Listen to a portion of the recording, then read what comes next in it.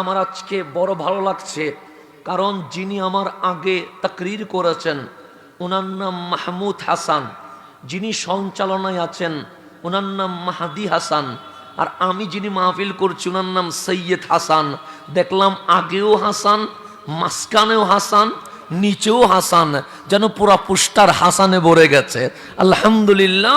তো আজকের এই মাহফিলে এসে আমরা এই কনকনে শীতে বসে একটাই জিনিস শিখব, আমার বক্তব্যের নাম ইসলাম নয়, আমার বাবার বক্তব্যের নাম ইসলাম নয়, কোন সংগঠনের মতের নাম ইসলাম নয়।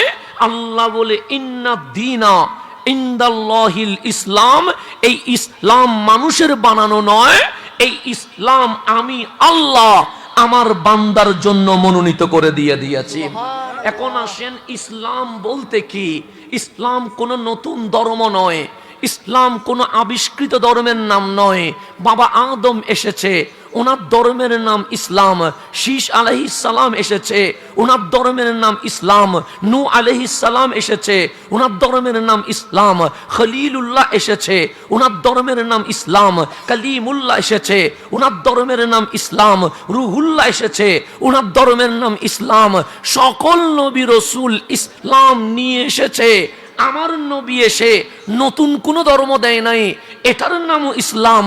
তো আগের কার ইসলাম, এখনের ইসলাম ফারাক কি? আল্লাহ বলে হাবিব আদম সফিউল্লাহ থেকে ঈসা রুহুল্লাহ তাক সকল নবী রসুল এসেছে ইসলাম নিয়ে, ছিল অপরিপূর্ণ। আপনি নবী আসতে দেরি, আপনার হাতের সাথে ইসলাম লেগেছে। আল-ইয়ুম আকমালতু, অপরিপূর্ণ ইসলাম আমার নবীর হাতে 100তে 100 ভাগ পরিপূর্ণ হয়ে গেছে।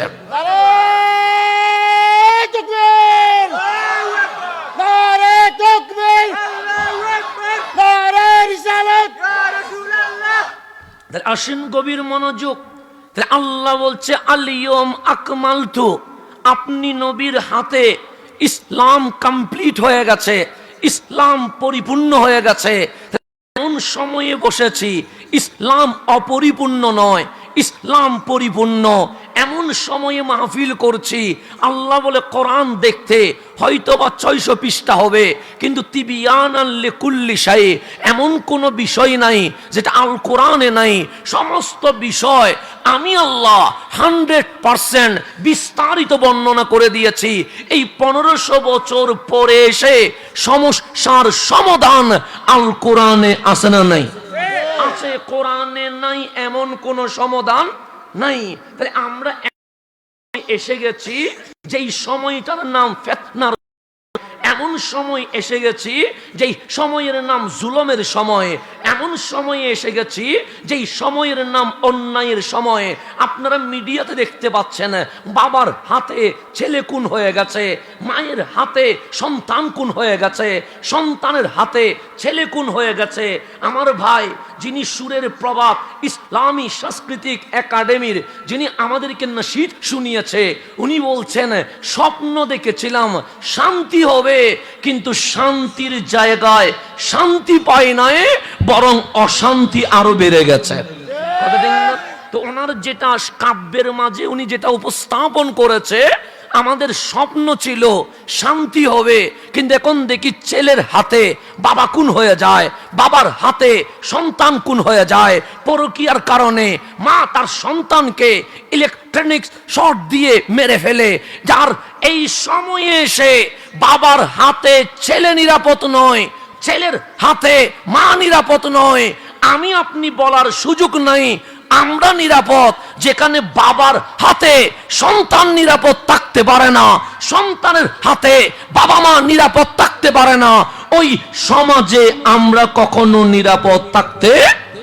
তাহলে এই সময়ে এসে সবাই বলছে শান্তি পাবো কই? কথা ঠিক না? কারণ আমরা তো অনেকবার ধোঁকা পেয়েছি, শান্তি শান্তি করে কোনো শান্তি পাই নাই। মনে হয় কালকে শান্তি, কিন্তু দেখি শান্তি নাই। মনে হয় 1 বছর পর শান্তি, দেখি শান্তি নাই। মনে হয় এই শাসন গেলেই শান্তি, দেখি শান্তি নাই। মনে হয় পরিবর্তন হইলে শান্তি।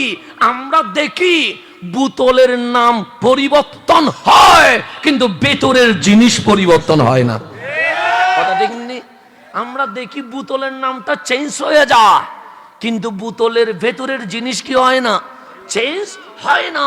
এই সময়ে এসে বলছেন শান্তি কই, শান্তি কই, শান্তি কই।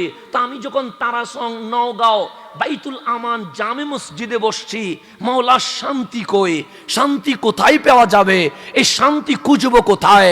তা আল্লাহ ডাক দিয়ে বলছে, বান্দারে, হবিগঞ্জে শান্তি নাই, তারাচংয়ে শান্তি নাই, মৌলভীবাজারে শান্তি নাই, তাহলে মাওলা চট্টগ্রামে চলে যাব। আল্লাহ বলে ওখানেও শান্তি নাই, তাহলে মালিক ঢাকায় চলে যাব। আল্লাহ বলে ওখানেও শান্তি নাই, মালিক আমেরিকায় চলে যাব। আল্লাহ বলে ওখানেও শান্তি নাই, তো মালিক শান্তি কোথায় পাবো?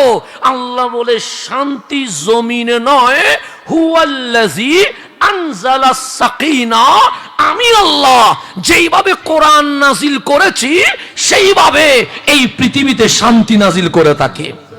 তাহলে শান্তি নাজিল করেন কে?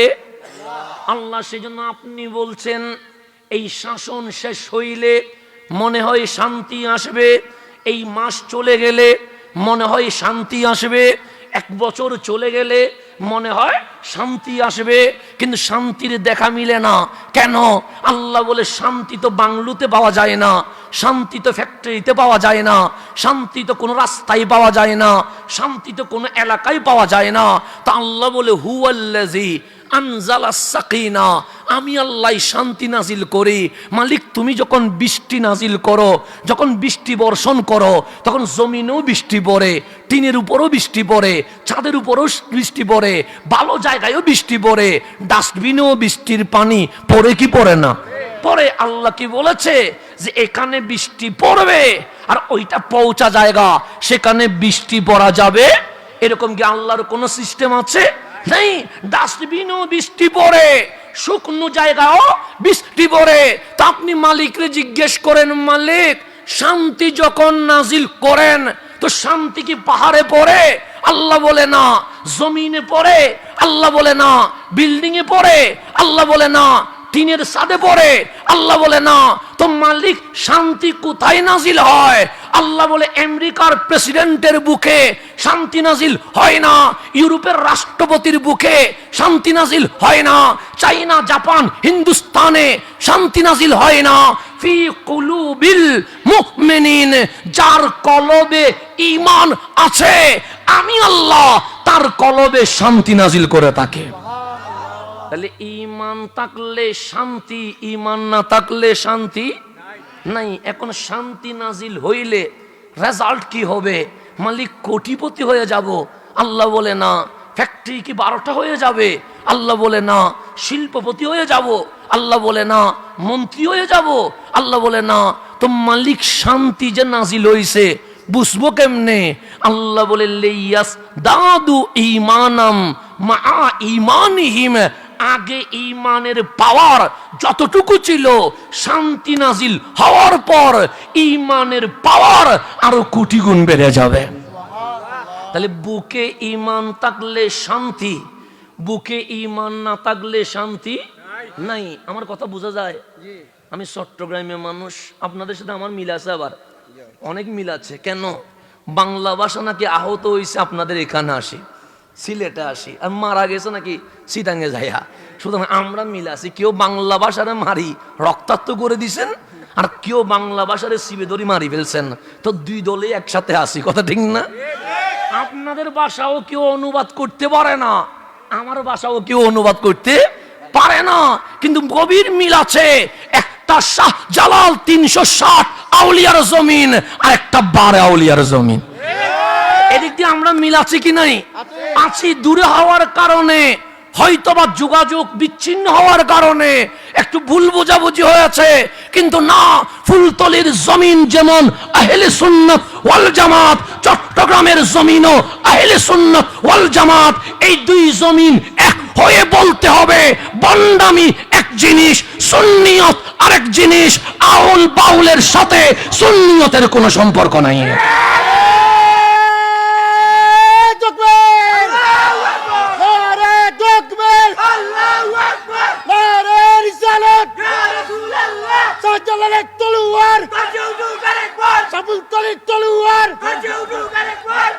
কিবলার বাঁচাও দেশ, নারে তাকবীর।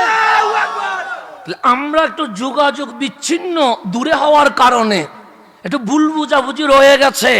হয়তো আমি মিশতে পারি নাই, হয়তো আপনি মিশতে পারেন নাই, যার কারণে মনে হচ্ছে চট্টগ্রাম আর সিলেট মনে হয় দুই ভূমি, না দুই না, দুইটাই এক। কেন? আপনারাও শাহ জালালের উত্তরসূরি, আমরাও বারাউলিয়ার উত্তরসূরি। সুতরাং আউলিয়ায়ে কেরাম কোন বন্ডাম ইসলাম দিতে পারে না, আউলিয়ায়ে কেরাম কামলিওয়ালার ইসলাম দিতে পারে। কথা ঠিক না? সেই জন্য ভাষায় আহত হয়েছে এখানে, কিন্তু মারা গেছে কোথায় সেটাই। কিন্তু বাংলা ভাষার 12টা বাজানোর পিছনে আপনারাও দাঁড়িয়ে আছেন, আমরাও দাঁড়িয়ে আছি, সেদিকে আমরা মিল আছি না? আমরা মোটামুটি কি আছি? মিল আছি। আপনারা বললে কেউ বুঝবে না, আমরা বললেও কেউ বুঝবে না। আল্লাহ এমন ভাষা দিছে, চাইনা ভাষা গুগলে লিখলে ট্রান্সলেট হয়ে যায়, আপনার আমার ভাষা গুগলে লিখলে ট্রান্সলেট হয় না। আল্লাহ বলে শুধু তোরাই বুঝবি, বাকি আর কারো বোঝার দরকার নেই। সেই জন্য আমি আসলাম এখানে, তো মনে মনে ভাবছি বুঝে দাওয়াত না না বুঝে দাওয়াত। কারণ বুঝে দাওয়াত দেওয়ার তো কথা না। তখন বুঝলাম মোহাব্বত না বুঝলেও মোহাব্বত না করতে পারে না। ভালোবাসা এই দূরবর্তী জমিনকে আমাদেরকে একসাথে মিলিয়ে দিয়ে দিয়েছেন। আল্লাহ এই ভালোবাসাকে কবুল করে নেক। এখন আসেন গভীর মনোযোগ। তাহলে ঈমান থাকলে শান্তি, ঈমান না থাকলে অশান্তি। তা আমার রাসূল বলছে, উম্মত শোনো, ইয়াতি আলান নাসি জামান, মানুষের উপর একটা সময় আসবে, একটা যুগ আসবে, একটা কাল আসবে, একটা শতাব্দী আসবে। তাহলে আমাদের উপর জামানা চলছে কি চলছে না? চলছে। তা আমার রাসূল বলছে, আমি বলি নাই। কেন? আমরা শাহজালালকে মানি। কেন? ওনার থেকে আমরা কালিমা শিখেছি, লা ইলাহা মুহাম্মাদুর। উনি আমাদেরকে তাওহীদ রাসালত শিখিয়েছে। আমরা কোরআনকে মানি, উনি আমাদেরকে তাওহীদ রাসালত শিখিয়েছে। আমরা নাসিরউদ্দিন সিপাহ সালাহকে মানি, উনি আমাদেরকে তাওহীদ রাসালত শিখিয়েছে। যদি ওনার মুখ দিয়ে আল্লাহ এবং রাসূলের শানে বেয়াদবি বের হইতো, আমরা কখনো ওনাদেরকে মানতাম না। কথা ঠিক নেই? আমরা ব্যক্তির পক্ষে না, ব্যক্তি যদি আল্লাহ এবং রসুলের পক্ষে যায়, আমরা ওনার পক্ষে যাই। আর যদি ব্যক্তি আল্লাহ এবং রসুলের বিপক্ষে যায়, আমরা কখনো ওনাদের পক্ষে যাইতে পারি না। সেই জন্য আমরা বলি যে সব বাউল আল্লাহর শানে, ইসলামের শানে কটূক্তি করেছে, তাদের যেমন বিচার হওয়া দরকার, যারা নবীর শানে বেয়াদবি করেছে তাদেরও বিচার হওয়ার দরকার আছে।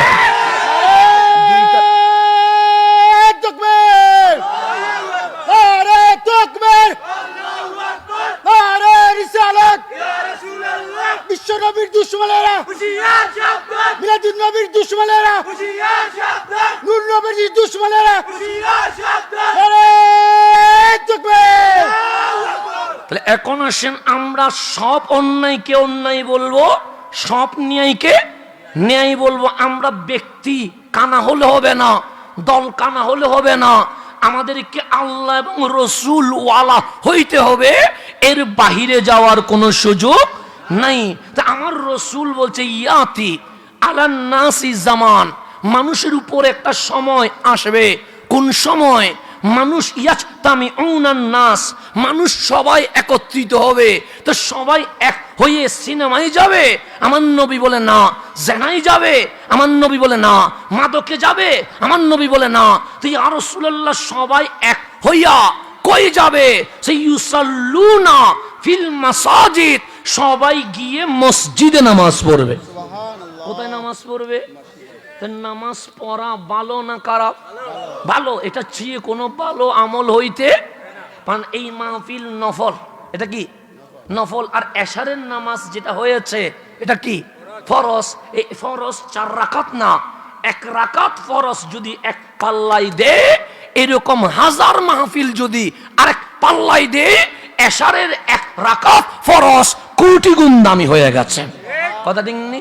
নফলের সাথে ফরজের কোনো তুলনা হবে? হবে না। কিন্তু নফলের মাঝে আবার কোয়ালিটি আছে না নাই? আছে। যেমন এখন এশারের নামাজের হয়ে গেছে, হ্যাঁ কেউ যদি না পড়েন সময় আছে না নেই? আছে, পড়তে পারবেন। কিন্তু এশারের নামাজ পড়ার পরে আমি যদি বলি অজু করেন, হুজুর করলাম। আমি বললাম নামাজে দাঁড়ান, হুজুর দাঁড়াইলাম। কি করব? আমি বলবো ফজরের আজান পর্যন্ত নফল নামাজ 2 রাকাত করে পড়েন। কত পড়তে পারবেন? বেশি হলে 100 অতিক্রম করবে, সবচেয়ে বেশি হলে 200 রাকাত হবে। এর চেয়ে বেশি পড়ার কোনো সুযোগ। নামাজ মানে তো শুধু রুকু সিজদা করলেন তা না, কেরাত আছে, তাসবিহ আছে, তাহিয়া আছে, দরুদ আছে, সানা আছে। সময় লাগবে কি লাগবে না? লাগবে। তাহলে আপনারা আমরা যদি আজকে রাত সারা রাত ট্রাই করি, নফল নামাজ পড়ব ফজরের আজান পর্যন্ত, বেশি হলে 100 রাকাত, বেশি হলে 200 রাকাত। আর আমার কামলিওয়ালা রসুল বলছে উম্মত, একটা অজানা মাসআলা যদি জানতে পারো, একটা কোরআনের আয়াত যদি বুঝতে পারো, একটা হাদিস যদি অনুধাবন করতে পারো, 1000 নফল নামাজ পড়লে আমার মালিক যেই সওয়াব দিবে, একটা অজানা মাসআলা জানতে পারলে 1000 নফল নামাজের চেয়ে কোটি গুণ সওয়াব বেশি দিয়ে দিবে। তাহলে আমরা ভালো জায়গায় আছি না খারাপ জায়গায় আছি? ভালো জায়গায় আছি। কিন্তু নফল আর ফরজ কখনো এক হবে না। ফরজ 1 নম্বরে। তাহলে যত ইবাদত আছে, সমস্ত ইবাদতের মাঝে সর্বোত্তম ইবাদত নামাজ। কথা ঠিক না? এখন আসুন, আমার রাসূল বলেন ইসাল্লুনা ফিল মাসাজিদ, নামাজ পড়বে কোথায়? মসজিদে। এখন বলেন আপনাদের এই তারাচং এরিয়ায় 20 বছর আগে মসজিদ ছিল, কিন্তু মসজিদ ছিল ছোট। এখন তারাচংয়ের মসজিদ ছোট হয়েছে না বড় হয়েছে? বড় হয়েছে। এখন টাইলস লেগে গেছে, ফ্যান উঠে গেছে, যেখানে সম্ভব এসি লাগানো হয়েছে, মাইক সাউন্ড বক্স বেড়ে দিয়েছেন। তো আমি বললাম 20 বছর আগে মসজিদ ছোট ছিল, 20 বছর পরে মসজিদ বড় হইল কেন? তখন তারাচংয়ের মানুষ বলবে হুজুর জুমার নামাজে মুসল্লি বেড়ে গেছে, যার কারণে মসজিদ ছোট রাখা সম্ভব নয়। তাহলে মুসল্লি বাড়ছে বিদায় মসজিদ কি হয়ে গেছে? বড় হয়ে গেছে। এটা শুধু মৌলভীবাজারে না, এটা শুধু তারাচংয়ে না, এটা সমগ্র বাংলাদেশে। তো আমার রাসূল বলেন ইউসাল্লুনা ফিল মাসাজিদ, সবাই মিলে মসজিদে নামাজ পড়বে। ইয়া রাসূলুল্লাহ, তাহলে তো উম্মত অনেক ভালো। কামলিওয়ালা বলে না। কেন? সে মসজিদে সবাই নামাজ পড়বে, আর আমি নবী নবুয়তের জবানে বলে গেলাম লাইসা ফিহিম মুমিন, ওই 1000 শত নামাজির মাঝে একজন মুমিনও পাওয়া যাবে না। অথচ পাগড়ি আছে, রসুল বলে মুমিন নাই। নামাজের দাগ আছে, রসুল বলে মুমিন নাই। দাড়ি আছে, রসুল বলে মুমিন নাই। পাগড়ি আছে, রসুল বলে মুমিন নাই। মাহফিল আছে, রসুল বলে মুমিন নাই। কোরআন তেলাওয়াত আছে, রসুল বলে মুমিন নাই। তার মানে আমল করলে মুমিন হওয়া যায় না। ঈমান 100-তে 100 ঠিক করতে হবে। কথা ঠিক কি না? তাহলে ঈমান ঠিক, নামাজ ঠিক। হিন্দু ভাই নামাজ পড়লে কোনো কাজে আসবে? বৌদ্ধ ভাই হজে ঘুরলে কোনো কাজ হবে? কেন? উনিও মানুষ, আমরাও মানুষ। হয় না কেন? তখন বলবেন একটা কারণে হয় না, মানুষ দিয়ে আমল কবুল হয় না, ঈমান দিয়ে আমল কবুল হয়। তাহলে ঈমান থাকলে শান্তি, ঈমান থাকলে আমল কবুল, ঈমান থাকলে দুনিয়াও ভালো, আখিরাতও ভালো। আর ঈমান না থাকলে আমল করলাম, দাড়ি রাখলাম, জুব্বা পড়লাম, কিন্তু কোনো লাভ হবে না। সেই জন্য ঈমান কারে কয় তো আমাদের বোঝার দরকার আছে। যেমন আপনারা যারা নিচে বসছেন, তারা স্টেজে যারা বসছে, তাদের চেয়ে আপনারা কম না বেশি? বেশি, অবশ্যই বেশি। এখন যদি এখানে কেউ যদি বলে যুদ্ধ হবে, আমি বললাম কার সাথে? সে স্টেজ এক দল আর ওরা এক দল। এখন আপনারা বলেন জিতবে কে? স্টেজ জিতবে না আপনারা জিতবেন?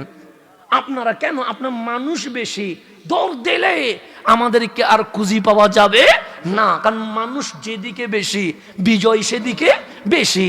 তা আমাদের আর অস্ত্র লাগবে না, তরবারি লাগবে না। আপনার দৌড় দিলেই পায়ের নিচে পড়ে যাব।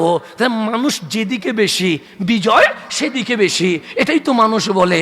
মানুষ যদি বলে আমেরিকার বাংলাদেশ যুদ্ধ, তখন আপনিও বলবেন বাংলাদেশ হেরে যাবে, আমেরিকা জিতে যাবে। কেন? বাংলাদেশের শক্তি কম, আমেরিকার শক্তি বেশি।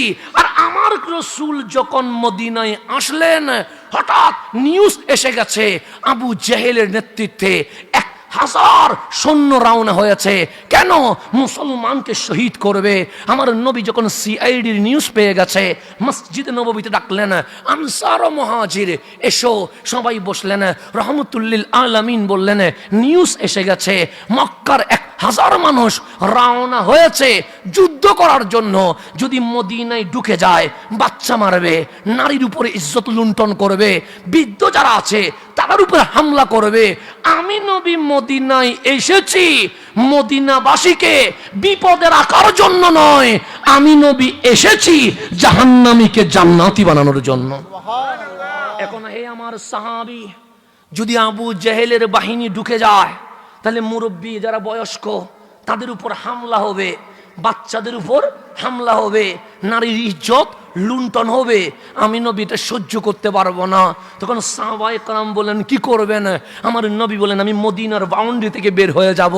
যদি মারে আমার উপর আসবে, যদি চুরি চালায় আমার গদ্দান যাবে।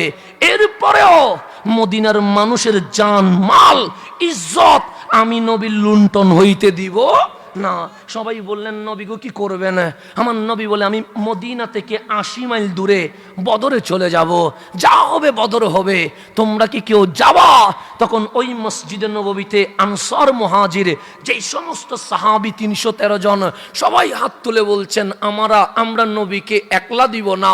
কেন?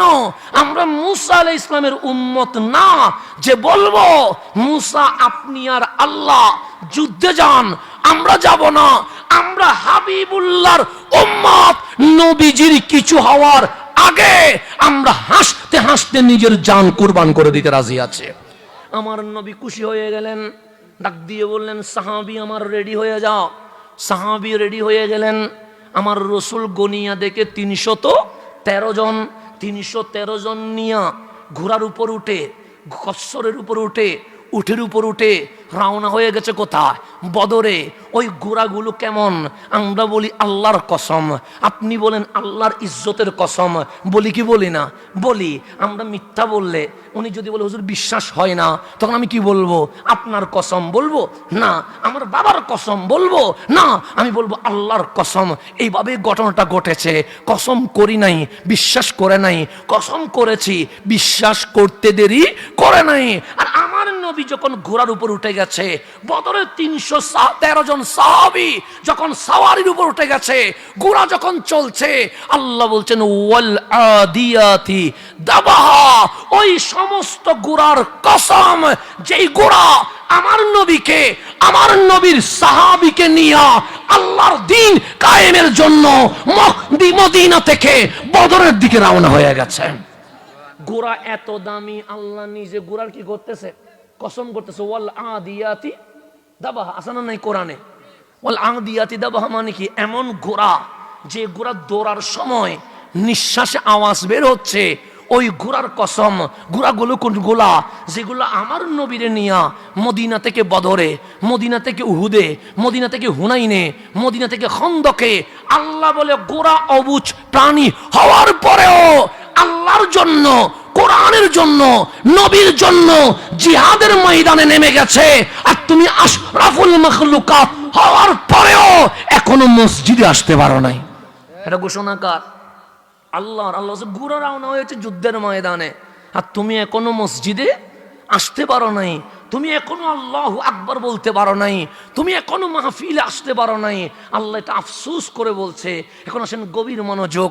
আমার নবী ঘোড়ায় উঠে গেছে, 313 জন নিয়া বদর নামক জায়গায় পৌঁছা মাত্র দেখলেন আবু জাহেলের নেতৃত্বে 1000 সৈন্য দাঁড়িয়ে আছে। যেখানে দাঁড়াইছে আবু জাহেল, জমিনটা শক্ত। দেখ না, সমস্যা নেই, অসুবিধা নেই, সমস্যা নেই। কি কোনো সমস্যা হয়েছে? সমস্যা হলে আমার বলি না, সমস্যা। আপনি বসে বসে যান, সমস্যা নেই। যার লাইন ঠিক করে ওখানে বসে। সামনে ঠিক না থাকলে আমার আবার বেশ কম হয়ে যায়, কারণ মনোযোগ ঠিক না থাকলে মাহফিল হয় না। এই মাহফিল তো দুনিয়ার জন্য না, এই মাহফিল তো আমার আল্লাহর জন্য। কথা ঠিক না? তো সুতরাং এখানে একটা আমার আর আপনার মাঝে একটা সম্পর্ক হইতে হবে। এটা দুনিয়াবি সম্পর্ক না, এটা হচ্ছে রুহানি সম্পর্ক, যেই সম্পর্ক কাল হাসরের ময়দানে হাউজে কাউসারের সামনে আমাদেরকে একত্রিত করে দিয়ে দিবে। আমরা আজকে যেমন একসাথে হইছি, দোয়া করেন আল্লাহ যেন হাসরের ময়দানে আমাদেরকে একসাথে কবুল করে নেয়। এখন আসেন গভীর মনোযোগ, আমি যেখানে ছিলাম সেখানে চলে যায়। আমার রসুল বদরে যাইয়া দেখে আবু জাহেলের সৈন্য কত 1000, হাতের মধ্যে তরবারি ঝনঝন করছে, আর মুসলমানের হাতে কোনো তরবারি নাই। কেন? আমার নবী তো রহমতুল্লিল আলামিন, তরবারি উঠাইয়া দেয় নাই, ভালোবাসা উঠাইয়া দিছে, তাৎপর শিখাই নাই, লাথি শিখাই নাই, প্রেম দিয়ে ইসলাম শিখিয়েছে। আমার নবী দেখলেন এদিকে 1000, এদিকে 313 জনের খাবার নাই। আবু জাহেলের সৈন্যরা গরু জবে করছে, ছাগল জবে করছে, দম্বা জবে করছে। মুসলমানের ট্রেনিং নাই, আর মুশরিকের ট্রেনিং আছে। মুসলমানের তরবারি নাই বলে খেজুরের ডাল ভেঙে হাতে নিয়েছে। কেন? তরবারি নাই তো কি হয়েছে, খেজুরের ডাল রে আমরা তরবারি বানাইয়া দিয়ে দিব। 313 জন যখন দাঁড়াইছে, তাও দাঁড়াইলো বালির উপরে। কিসের উপরে? বালির উপর দৌড়ানো যায় না। আর ওইদিকে 1000 দাঁড়াইছে, কি নিয়া? অস্ত্র শস্ত্র নিয়া। তখন আমার নবী দেখলেন ওদের ট্রেনিং আছে, মুসলমানের যুদ্ধের কোনো ট্রেনিং নাই। ওদের খাবার আছে, মুসলমানের কোনো খাবার নাই। ওদের কাছে অনেক খাওয়া দাওয়া শক্তি আছে, মুসলমান রমজান মাস খিজুর আর পানি ছাড়া কোনো কিছুই নাই। আমার কামলিওয়ালা বললেন ইন্নাল্লাহা মা'আস সাবিরিন, হে আমার সাহাবী ধৈর্য হারা হইও না। কেন? আল্লাহ ধৈর্যশীলদের সাথে আছে। তো কখনো যুদ্ধ শুরু হইলে বিভিন্ন নিউজ হয় কি হয় না? হয়, যেমন CNN হয়, BBC বাংলা হয়, এরকম অনেক নিউজ ইন্টারন্যাশনালি হয় কি হয় না? হয়। তখন বদরের যুদ্ধে আমার নবীর বাহিনী, আবু জাহেলের বাহিনী, দুই পক্ষ যখন দাঁড়িয়ে গেছে, তখন ওয়ার্ল্ড নিউজ করতেছেন যে মুসলমানের সংখ্যা 313, কাফের আবু জাহেলের সংখ্যা 1000। মুসলমানের ট্রেনিং নাই, মুশরিকের ট্রেনিং আছে। মুসলমানের খাবার নাই, মুশরিকের খাবার আছে। মুসলমানের পক্ষে কোনো ক্ষমতাধর রাষ্ট্রের সাপোর্ট নাই। আর সেই সময় আমেরিকা ইউরোপ বললে রোম পরাশ্ব বোঝায়। সেই রোম পরাশ্ব বলছে আবু জাহেল ভয় পায়ো না, আমরা তোমাদের সাথে আছি। যখন সমস্ত সমীকরণ করা হলো, সমস্ত আন্তর্জাতিক সংবাদ এটাই বলতে বাধ্য হয়েছে মুসলমান হেরে যাবে, মুশরিক জিতে যাবে। কেন? মুশরিকের শক্তি আছে, মুসলমানের শক্তি নাই। মুশরিকের যুদ্ধের সামান আছে, মুসলমানের যুদ্ধের তরবারি নাই।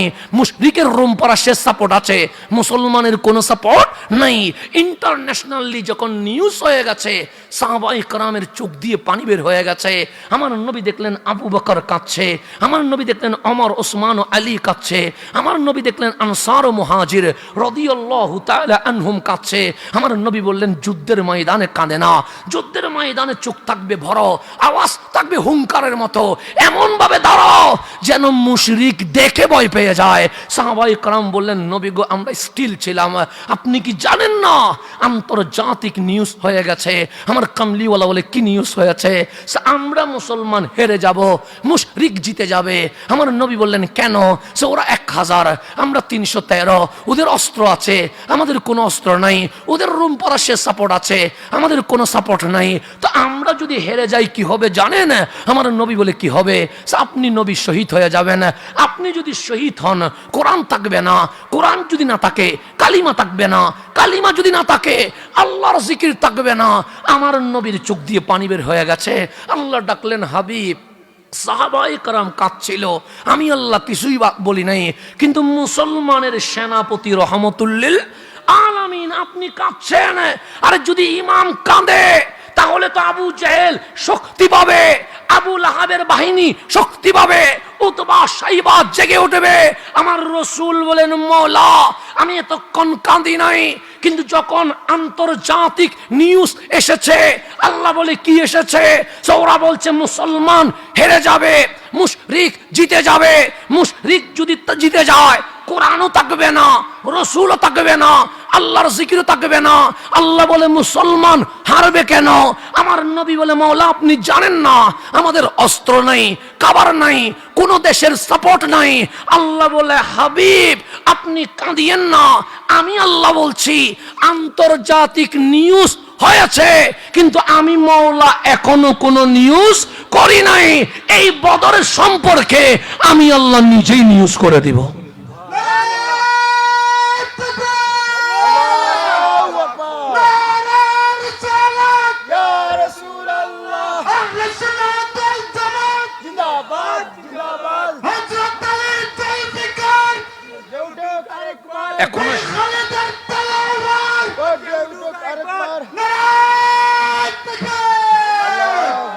এখন আসেন গভীর মনোযোগ। তাহলে আল্লাহ বলছে এই বদরের নিউজ যদিও বা রুম করেছে, পরাস্য করেছে, মক্কা করেছে, ইসলাম বিরোধীরা করেছে, কিন্তু আমি আল্লাহ এখনো নিউজ করি নাই। কারণ তখন তো মুসলিম কান্ট্রি নাই, তো নিউজ করবে কে? আল্লাহ বলে আমি করব। কিছুক্ষণ যাইতে না যাইতেই আমার মালিক বলেন জিবরিল যাও কোরআনি নিউজ নিয়ে যাও। জিবরিল কোরআনি নিউজ নিয়ে এসেছে। হে আমার নবীর সাহাবী কান্না করিও না, হে রাসূল আরবি কান্না করিয়েন না। আমার নবী বলে আমার মালিক কি বলেছে? সে মালিক বলছে লা তাহিনু ওয়ালা তাহজানু। হে নবীর সাহাবী টেনশন করো না, পেরেশান হইও না। আমার কামলিওয়ালার আনসার মুহাজির সাহাবী বলছে টেনশন করব না। আল্লাহ বলে না পেরেশান হব না। আল্লাহ বলে না দুশ্চিন্তা করব না। আল্লাহ বলে না। তো সাহাবায়ে কেরাম বলছে লিমাজা, কেন করব না? আল্লাহ বলছে আমি ঘোষণা দিচ্ছি ও আনতুমুল আলাউন, কাফের মুশরিক জিতবে না, আমার নবীর দল জিতে যাবে। ঘোষণা করছে কে? আল্লাহ বলছে ওয়া আনতুম, আপনারা আলাউন জিতবেন। ঘোষণা কার? সাহাবায়ে কেরাম অবাক হয়ে গেছে, মওলা আপনি বলছেন আমরাই জিতবো? আল্লাহ বলে হ্যাঁ আমি বলতেছি তোমরা জিতবো। সাহাবীদের দুই হাত আসমানের দিকে তুলে দিয়েছে। মালিক দেখো না আমাদের কোনো তরবারি নাই। আল্লাহ বলে আমি জানি তো। মালিক আমাদের কোনো খাবার নাই। আল্লাহ বলে আমি জানি তো। তোমার নবী রহমতুল্লিল আলামিন মারামারি শিখাই নাই, ভালোবাসা শিখিয়েছে। আল্লাহ বলে জানি তো। মালিক তাদের তরবারি আছে। আল্লাহ বলে জানি। ওদের খাবার আছে। আল্লাহ বলে জানি। ওদের ট্রেনিং আছে। আল্লাহ বলে জানি। ওদের রুম পরাশের সাপোর্ট আছে। আল্লাহ বলে জানি। তো মালিক জানার পরেও আপনি কেমনে বলছেন আমরা জিতব? তখন আল্লাহ বলে হে মুসলমান, মুসলমান অস্ত্র দিয়ে জিতে না, ক্ষেপণাস্ত্র দিয়ে জিতে না, তরবারি দিয়ে জিতে না, রোম পরাশের সাপোর্ট দিয়ে জিতে না। ইন কুনতুম মুমিনিন, বুকে হাত দিয়ে দেখো ঈমান আছে কিনা।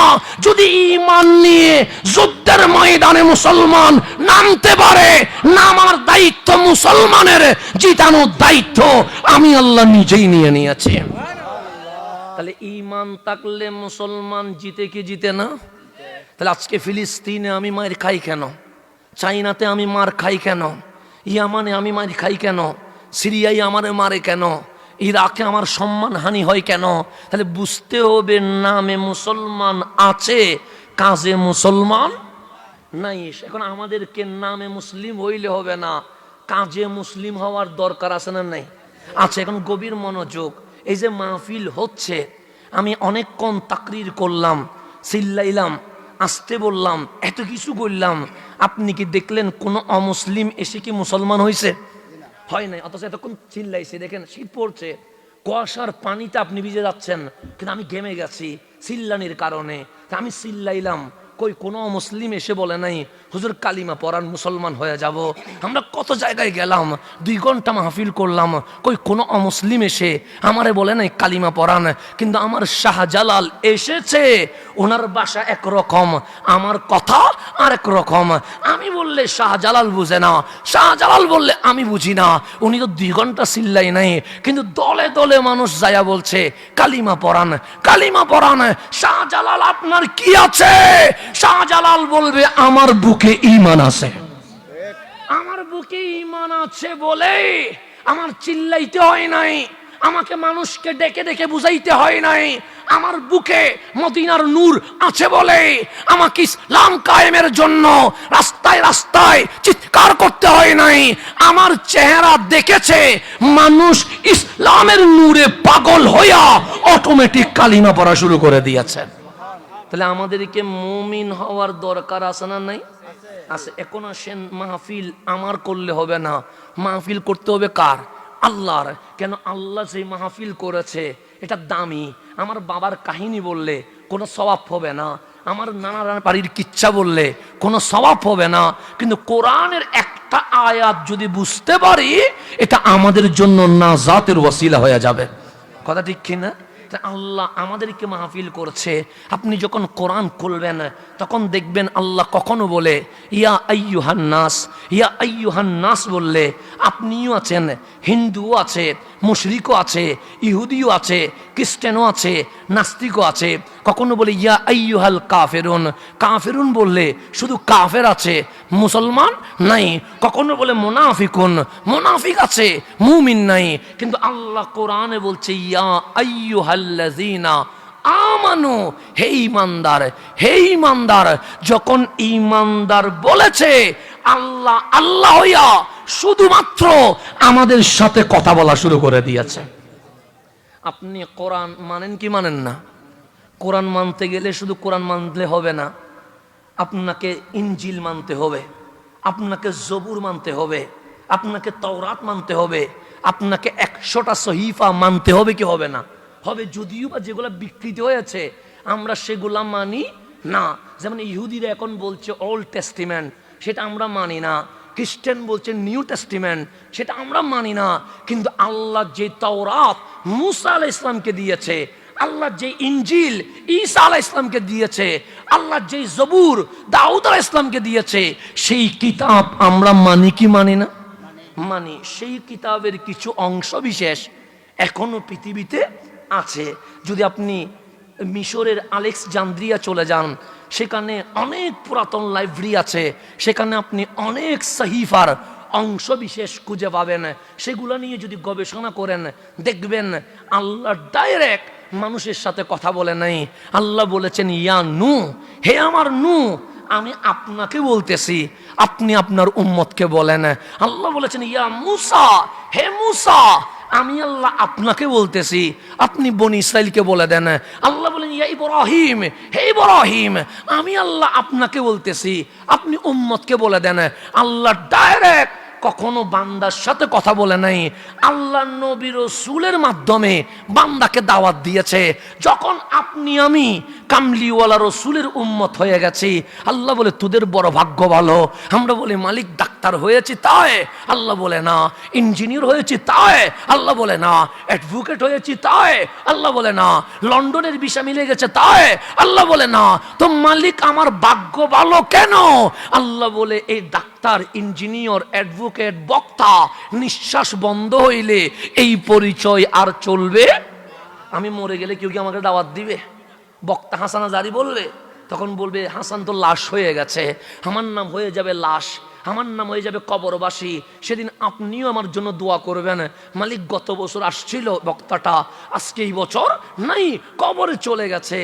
কবরে চলে গেলে মানুষের আর পরিচয় থাকে না। আল্লাহ বলে ডাক্তার এটা দুনিয়াকে সম্মানী করে, ইঞ্জিনিয়ার এটা দুনিয়াতে সম্মান দেয়, এমপি মন্ত্রী এটা চেয়ার থাকলে সম্মান দেয়, চেয়ার না থাকলে জুতার মালা হয়ে যায়। হয় না? আমাদের বাংলাদেশেও আমরা দেখি এমপি মন্ত্রী হইলে ফুলের মালা দেয়, আবার চেয়ার যদি সরে যায় তখন আবার যারাই ফুলের মালা দিছিল তারাই আবার জুতার মালা ভরাইয়া দেয়। এরকম ঘটনা ঘটে কি ঘটে না? ঘটে। দুনিয়ার ইজ্জত এটা স্থায়ী নয়। সেই জন্য দেখবেন আমাদের বক্তাদের বেলায়ও ঘটে, কারো মাঠ 5 বছর থাকে, এরপর দেখবেন মাঠ নাই, কারো মাঠ 10 বছর থাকে, দেখবেন এখন মাঠ নাই। 20 বছর আগে যিনি গ্রামে গ্রামে শত শত মানুষের সামনে তাকরীর করত, 20 বছর ওনার আর মাহফিল নাই। এরকম হয় কি হয় না? হয়ে যায়। মানুষের ইজ্জতের মালিককে আল্লাহ। আল্লাহ যখন চায় কাউরে ইজ্জত দে, তো ইজ্জু মানতাসা ওয়া তুজিল্লু মানতাসা। মালিক কাউরে চাইলে বেজ্জত করে, দুনিয়া চাইলে আমারে ইজ্জত দিতে পারবে না, দুনিয়া চাইলে আমারে বেজ্জত করতে পারবে না। সেই পোস্টার আজকে কয় তারিখ? 3 ডিসেম্বর। এটা আজকে পর্যন্ত চলবে। আগামীকাল যদি এই পেস্টন এই ব্যানার, এই লিফলেট কাউরে দিলে সে ফেলে দিয়ে বলবে তারিখ চলে গেছে, এটার কোনো মূল্য নাই। ফেসবুক আছে, আমার ছবি আছে, কোনো কারণে ফেসবুক যদি হ্যাং হয়ে যায় ছবি আর খুঁজে পাবেন না। ইউটিউব আছে, আমার ভিডিও আছে, ইউটিউব নাই, আমাদের ভিডিও খুঁজে পাওয়া যাবে যাবে। ইউটিউব কি সারা বছর থাকবে না? আজকে থেকে 10 বছর আগে কি ইউটিউব ছিল? তো তখন বক্তারা ক্যাসেট দিয়ে মাহফিল করতো, কি দিয়ে? ক্যাসেটে মাহফিল চলতো। এখন ক্যাসেট আছে নাই, তাহলে বক্তাও চলে গেছে, ক্যাসেটও চলে গেছে, বক্তার নামও মুছে গেছে। এরকম অনেক হয়েছে কি হয় নাই? আমি যদি বলি আপনার বাবার নাম কি, বলতে পারবেন। দাদার নাম কি, বলতে পারবেন। দাদার বাবার নাম কি, বলতে পারবেন। কবর কোথায়, এটাও বলতে পারবেন না। নাম কি, এটাও বলতে পারবেন না। অথচ আমি যার ঘরে, এটা আমার বাবার, আমার বাবা যার জায়গায়, এটা আমার দাদার, আমার দাদা যার জায়গায়, এটা আমার দাদার বাবার। যার জায়গায় আমি ঘুমাই, যার জায়গায় বসে আমি সংসার করি, তার নামও ভুলে গেছি, তার কবরও ভুলে গেছি। আল্লাহ বলে দুনিয়া নিয়ে পাগল হয়েছিস? আর জন্মের আগে সাইয়াম মাযকুরা, উল্লেখযোগ্য কিছুই ছিলি না। মরে দেখ, 20 বছর পরে তোর নাম নেওয়ার মতো কেউ থাকবে এই জমিনে? থাকবে কেউ? তো যেখানে দাদার বাবার নাম ভুলে গেছেন, সেখানে হাসানের মতো এই ব্যক্তির নাম কি কেউ মনে রাখবে? রাখবে না। আমরা মুছে যাব। ফেসবুক আজকে আছে, কালকে দেখবেন ফেসবুক থেকে আরো আধুনিক কিছু আসবে, মানুষ তখন ফেসবুক ডিলিট করে দিবে। আবার 2 বছর পর দেখবেন ইউটিউব থেকে আধুনিক আরো কিছু এসে গেছে, মানুষ ইউটিউব বন্ধ করে দিবে। এখন আমরা মোবাইল চালাই, বিজ্ঞান বলছে আর মোবাইল লাগবে না, একটা গ্লাস ইউজ করবা, ওই গ্লাসের ভেতরে তোমার বিশ্ব তোমার চোখের সামনে চলে আসবে। যখন গ্লাস চলে আসবে তখন কি মানুষ আর মোবাইল ইউজ করবে? ইউজ করবে না। যত আধুনিক হচ্ছে ততই আপনি বুঝবেন ইসলাম সত্য হিসেবে প্রমাণিত হবে। সেই জন্য আপনার নাম আজকে আছে, কালকে এই নাম থাকবে না। তো আল্লাহ বলে বড় নিয়ামত হয়েছে তোমাদের উপরে। আমি বলি মালিক কোনটা? আল্লাহ বলে যখন ডাক্তারের পরিচয় মুছে যাবে, ইঞ্জিনিয়ারের পরিচয় মুছে যাবে, লয়ারের পরিচয় মুছে যাবে, এমপি মন্ত্রীর পরিচয় মুছে যাবে, ওয়াকাযালিকা জাআলনাকুম উম্মাতাও ওয়াসাতা, তোমাদের ভাগ্য এত ভালো, আমি আল্লাহ কোটি লক্ষ অগণিত মানুষের ভিড়ে তোমাদেরকে হাবিবুল্লাহর উম্মত বানায়া সবার সেরা করে দিয়ে দিয়েছে। তাহলে নবীর উম্মত হওয়ার চেয়ে বড় নিয়ামত আর? যেদিন আমার সম্পর্ক আমি কামলিওয়ালা নবীর উম্মত, আপনার সম্পর্ক আপনি ইমামুল আম্বিয়ার উম্মত, আমাদের পরিচয় রহমতুল্লিল আলামিনের উম্মত। এতদিন আল্লাহ কথা বলেছেন, হে নূহ আমার বান্দাকে আপনি বলেন, আমি আপনাকে বলতেছি। হে ইব্রাহিম আপনি আপনার উম্মতকে বলেন, হে মূসা আপনি বনি ইসরাইলকে বলেন। কিন্তু আমাদের সম্পর্ক যখন দয়াল নবীর সাথে হয়ে গেছে, আল্লাহ বলে হাবিব আজকে থেকে কিয়ামত পর্যন্ত আপনার উম্মতের সাথে ইয়া আইয়ুহাল্লাযিনা আমানু বলে আমি আল্লাহ ডাইরেক্ট কথা বলা শুরু করে দিয়েছে। আল্লাহ শুধু আমাদের সাথে ডাইরেক্ট কথা বলেছে। যেন কোরআন খুললে আপনি খুঁজি পাবেন 3 পৃষ্ঠা পরে, 4 পৃষ্ঠা পরে ইয়া আইয়ুহাল্লাযিনা আমানু, কিন্তু আপনি কোথাও খুঁজে পাবেন না আল্লাহ কোন নবী রাসূলের উম্মতকে বলেছেন ইয়া ইবাদি ইয়া আইয়ুহাল্লাযিনা আমানু, এভাবে না। আল্লাহ বলেছে মূসা আপনি বলেন, ইব্রাহিম আল্লাহর পক্ষ থেকে আপনি বলেন। এইভাবে করে আপনি সূরা বাকারা যখন পড়বেন তখন নিজেও দেখবেন যে আপনি মূসা আপনি আপনার বনি ইসরাইলকে বলেন। এইভাবে করে আল্লাহ হুকুম করেছেন। সকল নবী রাসূলের উম্মতের সাথে আল্লাহ ডাইরেক্ট কথা বলে নাই, কিন্তু যখন আমরা হাবিবুল্লাহর উম্মত হয়ে গেছি, আল্লাহ বলে এত দামি হয়েছে, আমি আল্লাহ নিজেই ইয়া আইয়ুহাল্লাযিনা আমানু বলে তোমাদের সাথে ডাইরেক্ট কথা বলা শুরু করে দিয়েছে। তাহলে আমাদের ভাগ্য ভালো না খারাপ? ভালো। শুধু এতটুকুই ভালো না, নামাজের পক্ষে না বিপক্ষে? আমরা কি নামাজ আগে পড়েছি না বাবা আদমের উম্মত আগে পড়েছে? বাবা আদমের উম্মত আগে পড়ে। রমজানের চাঁদ যখন উঠে গেছে আল্লাহ বলছেন কুতিবা আলাইকুমুস সিয়াম, বান্দা এটা কি মাস? আমরা বললাম রমজান। এটা কাজ কর না। আমি বললাম মালিক কি করতাম? সে পুরা মাস আমি আল্লাহ সিয়াম সাধনা ফরজ করে দিয়েছি, তুই রোজা রাখবি। মালিক রোজা কারে কয়? সে ফজর থেকে শুরু করে গুরুবি শামস, সূর্য ডুবা পর্যন্ত পান করতে পারবি না, খাইতে পারবি না, সহবাস করতে পারবি না। আমাদের চেহারা মলিন হয়ে গেছে। আল্লাহ বলে রাগ করেছিস? আমি বললাম মালিক রাগ করব না, আমরা সকালবেলা নাস্তা করি, তুমি নাস্তাটাও বন্ধ করে দিলা। আমরা দুপুরবেলা পেট ভরে ভাত খাই, তুমি এটাও বন্ধ করে দিলা। আমরা আসরের পরে চায়ের দোকানে বসে একটু নাস্তা করি, এটাও বন্ধ করে দিলা। আল্লাহ বলে রাগ করিস না, কামা কুতিবা আলাল্লাযিনা মিন ক্বাবলিকুম, শুধু রোজা তোদের উপর ফরজ করি নাই, আগের কার সকল নবী রাসূলের উম্মতের উপর আমি আল্লাহ রোজা ফরজ করে দিয়েছি। তাহলে বলেন, রোজা কি আমরা আগে রাখছি না ইব্রাহিম আলাইহিস সালামের উম্মত আগে রাখছে? ইব্রাহিম আলাইহিস সালামের উম্মত আগে রাখছে, আমরা আগে হজ করি নাই। মুসা আলাইহিস সালামের উম্মত আগে হজ করছে। তো যারা আগে নামাজ পড়ছে, যারা আগে রোজা রাখছে, যারা আগে হজ করছে, যারা আগে যাকাত দিছে, ওরাই তো আগে জান্নাতে যাবে। কথা ঠিক না?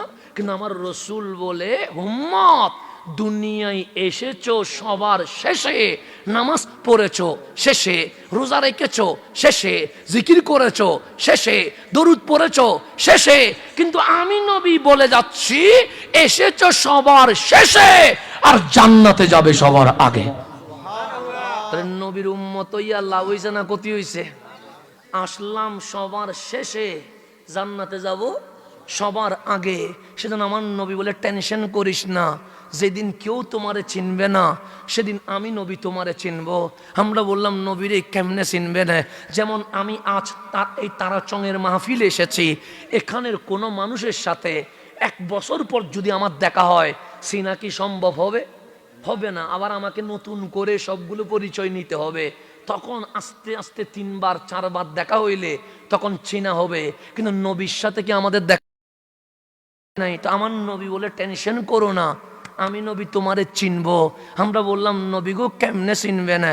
আমার নবী বলে, ওয়ামামাতি খায়রুল লাকুম, আমি যে ইন্তেকাল করব, আমি যে মারা যাব এটা সত্য, নবী যে মারা যাবে এতে কোনো সন্দেহ। আল্লাহ বলছে ইন্নাকা মাইয়াতুন, হাবিব অবশ্যই আপনি মারা যাবেন। তো রসুল কি ইন্তেকাল করে নাই? অবশ্যই করেছে। রসুল কি মারা যায় নাই? অবশ্যই মারা গেছে। কিন্তু আমার নবী বলছে, সাহাবী আমার, আমি ইন্তেকাল করব। সাহাবা ইকরাম কান্না করছে। আমার নবী বলে, কাঁদছো কেন? সে মা যদি মারা যায় ছেলে কি কাঁদবে না? আমার নবী বলে, কাঁদবে তো। বাবা যদি মারা যায় মেয়ে কি কাঁদবে না? আমার নবী বলে, কাঁদবে তো। স্বামী যদি মারা যায় স্ত্রী কি কাঁদে না? অবশ্যই কাঁদে।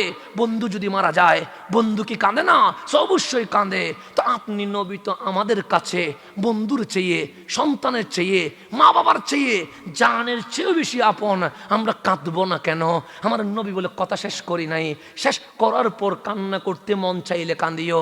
আমার কামলিওয়ালা বলে, ওয়ামামাতি খায়রুল লাকুম, আমার জীবন, আমার মিলাদ, আমার সিরাত যেমন তোমাদের জন্য আনন্দের। সাহাবা ইকরাম বলে, অবশ্যই আনন্দের। আপনি আসলেন, কোরআন পাইলাম, আপনি আসলেন, কালিমা পাইলাম, আপনি আসলেন, মসজিদ পাইলাম, আপনি আসলেন, সাহাবীর মর্যাদা পাইলাম। আমার কামলিওয়ালা বলে, ঠিক ওয়ামামাতি খায়রুল লাকুম, আমি যখন মারা যাব এই মরণ আমার উম্মতের জন্য দুঃখ নয়, এটাতেও আনন্দ আছে। সাহাবাই কারাম অবাক, চোখ দিয়ে দেখবো না, আনন্দ হয় কেমনে? কান দিয়ে নবীর কথা শুনবো না, আনন্দ হয় কেমনে? আমার নবী বলে, আমি মরে গেছি মানে মাটির সাথে মরে গেছি মানে আমি পৌঁছে যাব না। আমালুকুম, উম্মত যেখানেই থাকিস, যাই আমল করিস, তোদের সমস্ত আমল নবীর রওজায় উপস্থাপিত হয়ে যায়। নবীর সাথে আছে যেমন উরিদাত আমালুকুম, উরিদাত মানে উপস্থাপিত হয়, আলাইয়া মানে আমি নবীর উপর, আমালুকুম তোমরা যাই আমল করবা তাই আমি নবীকে দেখানো হয়। আজকে তারা চঙের মাহফিলে বসে নবীর কথা বলছি, এটা আমার নবী জানে কি জানে না? জানে। আমার নবীর রওজায় উপস্থাপিত হয় কি হয় না? হয়। সেজন্য বেশি বেশি দরুদ পড়বেন, নবীর সাথে কানেকশন বাড়বে, বেশি বেশি নবীর মহাব্বতের আলোচনা করবেন, নবীর সাথে সম্পর্ক বাড়বে। নবী আমাদেরকে চিনে কি চিনে না? সেজন্য আমার রসুল বলছে, ফাইন রাআইতু খায়রা নামাজ পড়লে এটাও আমি নবী জানি, তুমি মাহফিলে আসলে এটাও আমি নবী জানি, তুমি জিকির করলে এটাও আমি নবী জানি, তুমি কোরআন পড়লে এটাও আমি নবী জানি, তুমি দরুদ পড়লে এটাও আমি নবী জানি। কিন্তু আমি যখন দেখি আমার উম্মত ভালো কাজ করেছে তখন আমি নবী কি করি জানো? আমরা বললাম ইয়া রাসূলুল্লাহ কি করেন? তখন আমি আল্লাহর দরবারে দুই হাত তুলে বলি, মালিক এসেছি 1500 বছর হয়ে গেছে, দেখো না আমার উম্মত কনকনে শুতে মাহফিলে বসে আছে, মসজিদে চলে গেছে, কোরআন পড়ছে, দ্বীনের কথা বলছে, উম্মত যে ইবাদত করছে, আমি নবী খুশি হইয়া উম্মতের পক্ষ থেকে তুমি আল্লাহর শুকরিয়া আদায় করা শুরু করে দিয়েছে।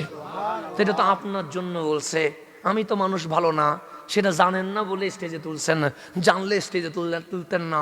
ইয়া রাসূলুল্লাহ আমি তো খারাপ মানুষ, আমার জন্য কি হবে?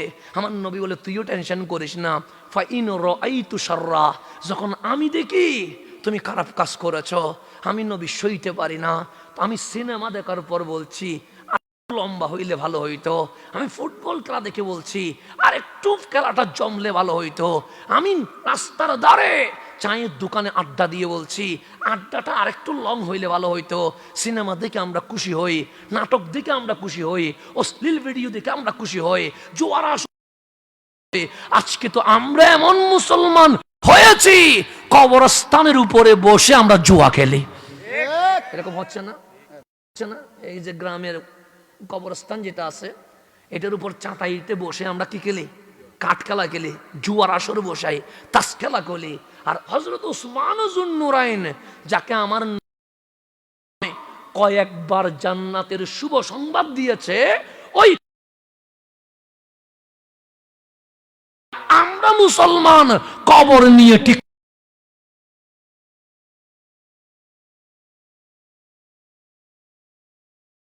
যে কবর দেখলে মরণের কথা স্মরণ হওয়ার কথা, যে কবর করার কথা, যে কবর দেখলে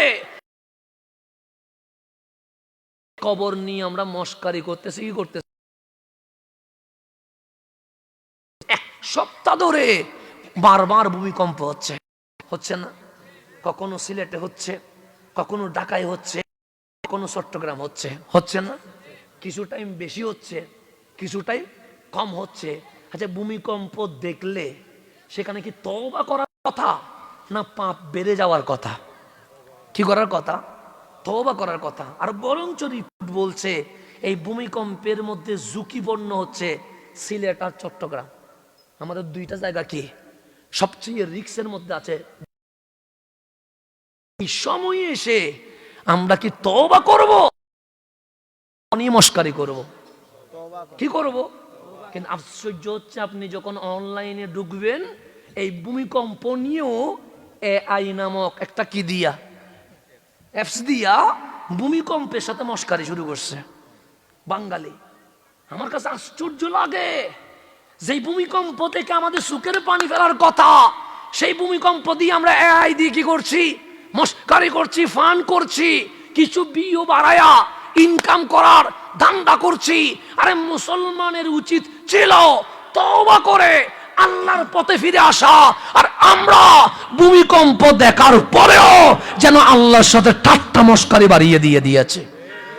আল্লাহ বারবার আমাকে সতর্ক করছে, বান্দা আমি একটু একটু করে তোকে শাস্তি দেওয়ার জন্য এগাচ্ছি, তুই যদি তওবা করিস আমি আযাব তুলে ফেলবো, তওবা না করলে আমি আল্লাহ এই ভূমিকম্প দিয়ে জবর করে ফেলবো।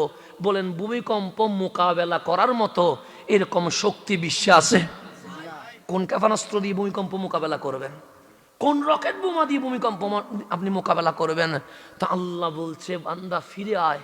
আর আমরা কবরস্থানের উপর জুয়া খেলি, আমরা কবরস্থান নিয়ে টিকটক বানাই, আমরা ভূমিকম্প দিয়ে এআই দিয়ে আমরা কি করি?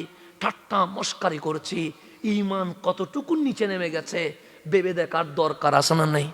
আচ্ছা, আল্লাহ বুঝার তৌফিক নসিব করে। কথাগুলো খারাপ লাগবে, বন্ধু বাস্তবতা মানতে হবে, এখান থেকে ফিরে যাওয়ার কোন সুযোগ। এখন আসেন গভীর মনোযোগ। আল্লাহ উম্মত হয়েছে, সেজন্য আমার নবী বলছে সবার আগে, সেজন্য হাসরের আপনি উঠবেন, আমি উঠবো। আমার কামলিওয়ালা নবী বললেন 120 লাইন হবে, 40 লাইন অন্যান্য নবী রাসূলের উম্মত থাকবে, 80 লাইন আমি নবীর উম্মত থাকবে। হযরতে আনাস বলছেন চিনবেন কেমনে? আমার নবী বলে বেশিক্ষণ লাগবে না, আমার উম্মতকে আমি অল্পতেই চিনে যাব। সবাই বললেন ইয়া রাসূলুল্লাহ কেমনে চিনবেন? আমার উম্মতের 3টা বৈশিষ্ট্য থাকবে, যেই বৈশিষ্ট্য আল্লাহ আর কাউরে দেয় নাই। 1 নম্বর গুররুন মুহাজ্জালিন, আমার উম্মতের 5টা অঙ্গ দুধের চেয়ে সাদা হবে, এমন নূর বের হবে। আজকের লাইট যেরকম অন্ধকার মাঠকে আলোকিত করে ফেলেছে, আমার উম্মতের 5টা অঙ্গের নূর অন্ধকার হাসরের ময়দানকে আলোকিত করে ফেলবে। কয়টা অঙ্গ বললাম? 5টা। এগুলাকে বলা হয় গুররুন মুহাজ্জালিন। 1 নম্বর হচ্ছে এই চেহারা, আজকের কালো কালো থাকবে না, আজকের চামড়া লাল লাল থাকবে না। সেজন্য দুনিয়াতে চামড়া নিয়ে অহংকার করার কোনো সুযোগ নাই। আপনি কিসের চামড়া নিয়ে অহংকার করছেন? বেলালের চেয়ে কালো এই জমিন আর কেউ আছে? তাকে বলতেছে বেলালও হাফসি। হাফসি মানে কি? এত বেশি কালো, ওনার চেয়ে কালো আর কেউ নাই। বেলাল বলছে ইসলাম কবুল করার আগে গরুকে মানুষ নিয়মিত খাবার দেয়, গোরাকে মানুষ ঘুমানোর টাইম দেয়। আমি কালো বলে আমাকে হাঁটতে মারে, বসতে মারে, আমার উমাইয়ার ইবনে উমাইয়া ঘুমাইতে দেয় না, জুলুম করে, নির্যাতন করে। যেদিন নবীর কদমে কালিমা পড়েছি, সেদিন গোলাম বেলাল সাহাবী রাসূল হয়ে দামি হয়ে গেছে। সাহাবী রাসূল হয়ে কি হয়ে গেছে? দামি হয়ে গেছে। ছিল গোলাম, নবীর কাছে আসি কি হয়ে গেছে? সাহাবী হয়ে গেছে। যেদিন ফাতে মক্কা, মক্কা বিজয় হয়েছে, সেদিন আমার নবী বলে আইনা বেলাল, আমার বেলাল কই? বেলাল এক কোনায় একদিকে হয়ে কান্না করছে। আমার নবী বলে বেলালরে নিয়ে আসো। সবাই মিলে যখন বেলালকে নিয়ে আসছে, কামলিওয়ালা বলছে উনজুর ইলা শামস, হে বেলাল সূর্যের দিকে তাকাও। আল্লান ওয়াক্তু জোহর, এখন জোহরের সময় হয়েছে, আজান দিবা না? বেলাল বলেন অবশ্যই আজান দিব। আমার নবী বলেন একটা কাজ করো না বেলাল। বেলাল বলেন নবী গো আমি কি করতাম? যে তুমি খানাইয়ে কাবার উপরে উঠে যাও। কিসের উপরে উঠে যাও? কাবার উপরে উঠে যাও। কাবার চেয়ে দামি আর কিছু আছে? নাই তো। কাবার চেয়ে দামি এই জমিন আর কি আছে? কিছুই নাই। কিন্তু আমার নবী বেলালকে দৌড়ে কোথায় তুলে দিয়েছে? খানাইয়ে কাবার উপরে তুলে দিয়েছে। সমস্ত সাহাবায়ে কেরাম অবাক হয়ে গেছে, আমার রাসূল বেলালকে কোথায় তুলে দিয়েছে? কাবার উপরে। সবাই বললেন ইয়া রাসূলুল্লাহ, বেলালকে কাবার উপরে তুলে দিয়েছেন? আমার নবী বলে আমি মেরাজে গিয়ে বেলালের যে শান দেখেছি, এটা বললে তো তোমরাই বলবা কাশ যদি বেলাল হইতে পারতাম। আমার নবী বলে কি দেখেছেন? আমি মেরাজে গিয়ে দেখলাম প্রত্যেকে জান্নাতে আছে, যার যার সম্মান পজিশন অনুযায়ী। কেউ কারো রুমে যাওয়ার কোনো অধিকার নাই। কিন্তু আমি দেখেছি এই 8খানা জান্নাতের যেখানে আমি গিয়েছি, সেখানে সামিতু কারআনিয়ালিহি, একজন উম্মতের জুতার আওয়াজ আমি শুনেছি। আমি যখন বাগানে দেখি উম্মত আমার বাগানে, আমি যখন দেখি দরজায় উম্মত দেখি দরজায়, আমি যখন নদীতে উম্মত দেখি নদীতে। আল্লাহরে জিজ্ঞেস করলাম মাওলা ওনাকে আপনি কি করলেন? আল্লাহ বলেন হাবিব ওনার উপর এমন রাজি হয়েছি 8খানা জান্নাতের মালিকানা আমি আল্লাহ উনারে লিখে দিয়ে দিয়েছি। কয়খানা? 8খানা। উনি যেখানে ইচ্ছা সেখানে যাইতে পারবে, কোনো সমস্যা। পাসপোর্ট লাগবে না, ভিসা লাগবে না, ইমিগ্রেশন লাগবে না, কিছুই লাগবে না। সবাই বলে মান হুয়া, তিনি কে? আমার নবী বলে যারে কাবার উপর তুলে দিছি। তোমরা যে বললা বেলালরে কাবার উপর তুলে দিলাম কেন? আর আমি মেরাজে গিয়ে নিজের চোখে দেখেছি বেলাল 8খানা জান্নাতের মালিক হয়ে গেছে। তাহলে কালো বেলাল যদি আল্লাহরে রাজি করে 8খানা জান্নাতের মালিক হয়ে যায়, আপনি আমার চামড়া সাদা করি কি হবে? কথা ঠিক না? দুনিয়াতে চামড়া নিয়ে অহংকার করার কোনো সুযোগ নাই। এই চামড়ার উপরে কিছুই আসে যায় না। আজকে আছেন বলে চামড়া আছে, মরে দেখেন 3 দিন পরে দেখবেন এই চামড়া থেকে দুর্গন্ধ বের হওয়া শুরু হয়েছে। কথা ঠিক না? সুতরাং আল্লাহ যেন আমাদেরকে অহংকার থেকে হেফাজত করেন। আল্লাহ সব সইতে পারে, কিছু জিনিস সইতে পারে না। তন্মধ্যে যেটা 1-2 নাম্বার, সেটা হচ্ছে অহংকার। অহংকার শুধুমাত্র সিফাতকার আল্লাহর। আল্লাহ ছাড়া আর কেউ অহংকার করার কোনো সুযোগ। আল্লাহ যেন আমাদেরকে বুঝার তৌফিক নসিব করে। এখন আসেন, আমার নবী বলেন গুররুন মুহাজ্জালিন, 5টা অঙ্গ দুধের চেয়ে সাদা হবে। 1 নাম্বার চেহারা, 2 নাম্বার হাত কি পর্যন্ত? কোনই পর্যন্ত। তাহলে হাত দুইটা, মুখ একটা, কয়টা হইল? তিনটা। পা দুইটা, টাকনো পর্যন্ত, কয়টা হইল? পাঁচটা। গুররুন মুহাজ্জালিন, দুধের চেয়ে সাদা হবে, চেহারা দিয়ে নূর বের হবে। এটা শুধুমাত্র আমার উম্মত হবে। আমার উম্মতের এই দৃশ্য দেখে অন্যান্য নবী রাসূলের উম্মত বলবে, কাশ যদি ওদের মতো হইতে পারতাম। আমার নবী বলে, হতে পারবে না, শুধু আমার উম্মত হইতে পারবে। ইয়া রাসূলুল্লাহ, আপনার উম্মত কেন এই পাঁচটা অঙ্গ নূরানি হয়ে হাসরের ময়দানে উঠবে? আমার নবী বলেন, লি আসারিল ওয়াদু, আমার উম্মত যে শীতকাল, গরমকাল, ঠান্ডাকাল কিছুই দেখে নাই, এই নামাজের জন্য যে ওযু করছিল, ওই ওযুর কারণে আমার আল্লাহ কাল হাসরের ময়দানে আমার উম্মতের চেহারা, হাত, পা দিয়ে নূর বের করা শুরু করে দিয়েছে। এটা কয় নাম্বার? 1 নাম্বার। 2 নাম্বার, আমার উম্মত যখন উঠবে তখন ডান হাতে আমলনামা থাকবে। কি হাতে? ডান হাতে। আবার আপনি দেখবেন এই অঞ্চলে অনেক ছোট ছোট বাচ্চা মারা যায়, কি যায় না? ছেলে মেয়ে মারা যায়, তখন মা কি বলে? মালিক দিলা, মাই তো রাখতে পারে নাই। বাবা বলে, দিলা কেন, নিলা কেন? নাই দিতা যখন নিয়ে যাবা। এরকম অনেকে আল্লাহর সাথে ঝগড়া করে, আসে না? নাই আছে, টেনশনে করে সন্তান চলে গেছে। আমার নবী বললেন, উম্মত যদি তোমার বাচ্চা মারা যায়, তুমি চিৎকার করিও না, গুসা হইও না, রাগ করিও না। এই দুনিয়াতে যে তুমি কষ্ট পেয়েছো, এই কষ্টের বদলায় আল্লাহ মা বাবারে জান্নাতুল ফেরদৌস দিয়ে দিবে। এই যে দুনিয়াতে যে সন্তান হারাইছে, এটার বিনিময়ে কি দিবে? জান্নাত দিবে। আমি নবী কাল হাসরের ময়দানে উঠে দেখবো, ওই ছোট ছোট বাচ্চা যারা মারা গেছে, খেলতে পারে না, তারা তাদের মা বাবার সামনে দৌড়াদৌড়ি করছে, মা বলে ডাকছে, বাপ বলে ডাকছে। তখন আমি বুঝে যাব এটা আমার উম্মত। আমি নবী এই 3টা কারণে লক্ষ লক্ষ উম্মতরে আলাদা করে জান্নাতের দিকে রওনা হয়ে যাব। তাহলে নবী আমাদেরকে চিনবে কি চিনবে না? চিনবে। তা আমি যেখানে ছিলাম সেখানে চলে যায়। ঈমান নিয়ে মাহফিল করছিলাম, আপনাদের মনে আসেনি? তা আল্লাহ বলছেন, ইয়া আইয়ুহাল্লাযীনা আমানু, হে ঈমানদার শোন। যে ঈমান আনছে তারা যদি বলি কালিমা পড়েন, সে বলবে, হুজুর আমার কালিমা পড়াইয়েন না, যদি কালিমা পড়াইতে মন চায় হিন্দু পাড়ায় চলে যান। এরকম বলবে কি বলবে না? বলবে। আমি যদি আজকে কালিমা পড়েন, তখন উনি বলবে, হুজুর আপনাকে আমি কালিমা পড়ানোর জন্য আনি নাই, আমার এই তারাচং এরিয়ায় সবাই জন্মগত মুসলমান আছে, ওদেরকে নতুন করে কালিমা পড়ানোর দরকার। এটা বলবে না? আমি যদি সবাই দড়ি দড়ি বলে ঈমান আনেন, কালিমা পড়েন, মুসলমান হন, আপনারা রাগ করবেন না? বলবে, কারে নিয়ে আসলাম, এটা নতুন করে আমার কালিমা পড়ায়, কারে নিয়ে আসলাম সে নতুন করে আমার মুসলমান বানায়, কারে নিয়ে আসলাম সে আমার নতুন করে ইসলামের দাওয়াত দে। তো আল্লাহ নিজে বলতেছেন, ইয়া আইয়ুহাল্লাযীনা আমানু, হে ঈমানদার শোনো। মালিক কি? আল্লাহ বলছেন, উদখুলু ফিস সিলমি কাফা, মুসলমান যদি হতে হয় 50 ভাগ হইও না, 90 ভাগ হইও না, 99 হইও না, উদখুলু ফিস সিলমি কাফা, 100তে 100 ভাগ ইসলামের ভেতরে প্রবেশ করতে হবে। এর বাইরে যাওয়ার কোনো সুযোগ? আচ্ছা, আপনাকে কি মুসলমান হওয়ার জন্য কেউ ভয় দেখাইছে? দেখাইছে? কেউ কি বলছে মুসলমান হইলে ঘর একটা বাঁধি দিব, লন্ডনের ভিসা দিব? এটা তো বলে নাই। বরং অনেকেই বলবে খ্রিস্টান হইলে আমেরিকার ভিসা দিব। এটা বলতে, মানুষকে কি বানাই ফেলছে? খ্রিস্টান বানিয়ে ফেলেছে। উপজাতিদেরকে খ্রিস্টান বানাইছে। কি করে?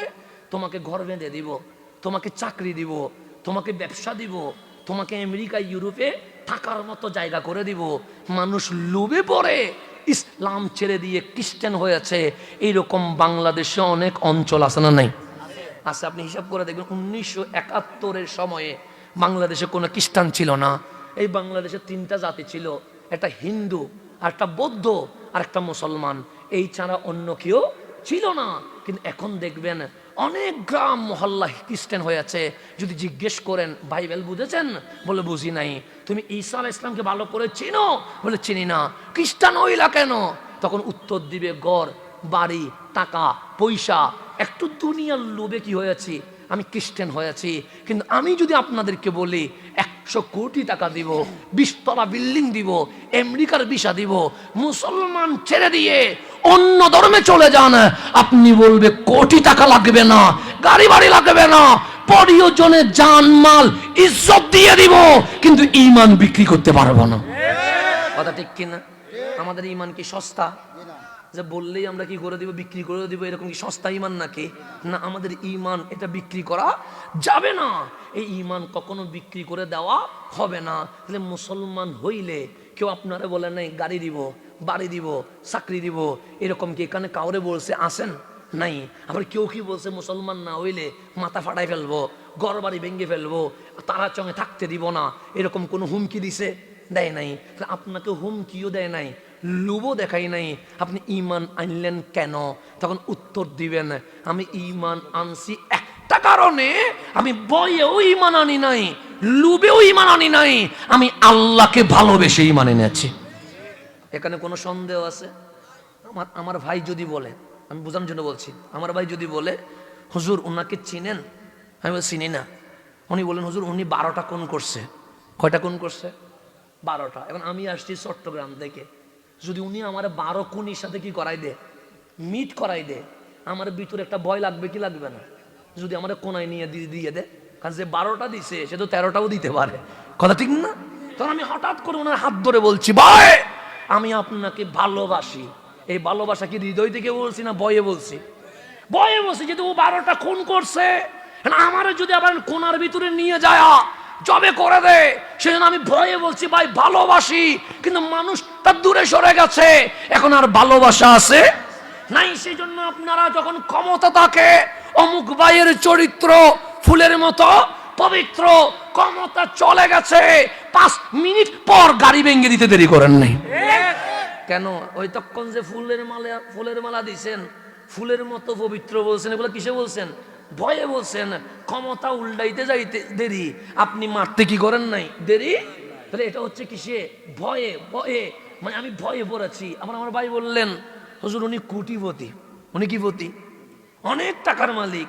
আমি ওনারে জড়াই ধরি বললাম ভাই আমি আপনারে ভালোবাসি। এটা ভয়ে বলি নাই, এটা লুবে বলছি। কেন? ওনার প্যাকেট থেকে যেন কিছু টাকা আমার প্যাকেটে চলে আসে। কথা দেখিনি? তাহলে এটা হচ্ছে লুবে পরি বললাম আমি ওনারে ভালোবাসি, এটা মন থেকে বলি নাই। তাহলে যাকে দেখা যায় তাকে ভালোবাসা হয়, কখনো লুবে পড়ে, কখনো ভয়ে পড়ে। তা আল্লাহ বলে আমি কি দেখা দিতে পারি না? মালিক পারেন। নামাজে আমারে দেখেছিস? আমি বললাম দেখি নাই। মাহফিলে দেখেছিস? আমি বললাম দেখি নাই। কাবায় গিয়ে দেখেছিস? আমি বললাম দেখি নাই। আল্লাহ বলে আমি দেখা দিলে হিন্দু থাকবে না, ইহুদি থাকবে না, খ্রিস্টান থাকবে না, নাস্তিক থাকবে না, সবাই ঈমান আনবে। কেউ জাহান্নামের ভয়ে, কেউ জান্নাতের লোভে আমি আল্লাহ চাই না। ভয়ে ঈমান আনক বা লোভে ঈমান আনক, আমি আল্লাহ চাই আল্লাযীনা ইউমিনুনা বিল গায়ব, বিল গায়ব না দেখে ঈমান আনবে। কেন? যেখানে দেখা হয় নাই সেখানে লোভও নাই, ভয়ও নাই।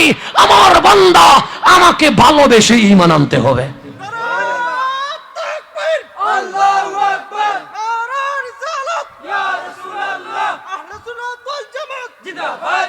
এখন আসেন গভীর মনোযোগ। আল্লাহ আল্লাযীনা ইউমিনুনা বিল গায়ব, বিল গায়ব মানে দেখে নয়, না দেখে ঈমান। তাহলে আমরা ঈমান আনলাম আল্লাহরে দেখে না দেখে, কিন্তু আল্লাহ আমাদের কাছে না দূরে? কাছে। ইজা সাআলাকা ইবাদি আন্নী ফাইন্নী কারীব, আমি শাহরগের আরো কাছে আছি। আল্লাহ দূরে নয়, আল্লাহ কাছে। কাছে বলেই দেখেন না, দূরে হইলে দেখা যায়। যেমন আপনি আমার থেকে একটু দূরে, আমি দেখতেছি আমার হাত, দূরে একটু দূরে দেখতেছি। কাছে আমার নাক, আমি দেখি না। কাছে আমার চোখ, আমি দেখি না। কাছে আরো কাছে আমার জিহ্বা, আমি দেখি না। আরো কাছে আমার ফুসফুসে, আমার কলিজা, আমার হার্ট, আমি দেখি না। আল্লাহ বলে ফাইন্নী কারীব, এরও আরো কাছে আমি আল্লাহ। তা আল্লাহ দূরে না কাছে? কাছে, বেশি কাছে বলে দেখেন না, যেটা বেশি কাছে হয় সেটা দেখা সে না। সেজন্য আল্লাযীনা ইউমিনুনা বিল গায়ব, না দেখি ঈমান আনছো। এখানে লোভ আছে? আমি বললাম নাই। ভয় আছে? আমি বললাম নাই। ঈমান এনেছিস কেন? আমি বলি মালিক তোমার মোহাব্বতে। আল্লাহ বলে যদি হিন্দু হইতা আমি আল্লাহ কিছুই বলতাম না। একটা হিন্দু যদি উলঙ্গ হেঁটে যায় আমি প্রতিবাদ করব না। একটা বৌদ্ধ চাকমা যদি মদ খাইতে খাইতে যায় আমি কিছুই বলবো না। একটা নাস্তিক যদি বলে আমি কবর হাসর নসর মানি না, ডুফুর্তি জেনা করব, বেবিচার করব, আমি কিছুই বলবো না। কিন্তু আমার একজন মুসলমান ভাই যদি উলঙ্গ হাঁটে আমি বাধা দিব। আমার একজন মুসলমান ভাই যদি মাদক নেয় আমি বাধা দিব। আমার একজন মুসলমান ভাই যেমন ইচ্ছা তেমন চলতে পারবে। কথা ঠিক নেই? তা আল্লাহ বলে বান্দা হিন্দু হইলে আমি রিজিক দিতাম। আল্লাহকে হিন্দুরে রিজিক দেন? হিন্দু যে 3 বেলা খাচ্ছে এটা রিজিক কে? আল্লাহ তো দিচ্ছে, অন্য কেউ দিচ্ছে না। কে? নাস্তিক যে ধর্মেই মানে না, কখনো আল্লাহর শানে বিয়াদবি করে, কখনো নবীর শানে বিয়াদবি করে, কখনো কোরআন চিরে পায়ের নিচে দিয়ে দেয়, এরপরেও আল্লাহ রিজিক দিচ্ছে কি দিচ্ছে না? তা আপনি মুসলমান না হইলে কি আল্লাহ রিজিক দিত না? দিত। আল্লাহ দুনিয়াতে রহমান দিয়ে দিব, কোনো সমস্যা নেই। কিন্তু আলাইসাল্লাহু বিআহকামিল হাসরের মধ্যে বিচারক, সেদিন এক একটা করে বিচার নিব। সেদিন পালানোর কোনো দিব, খাও, ক্ষমতা নাও। সেজন্য দেখবেন বড় বড় ক্ষমতা সবগুলো মুসলমানের কাছে নাই। মুসলমান একটা গোলামের মতো।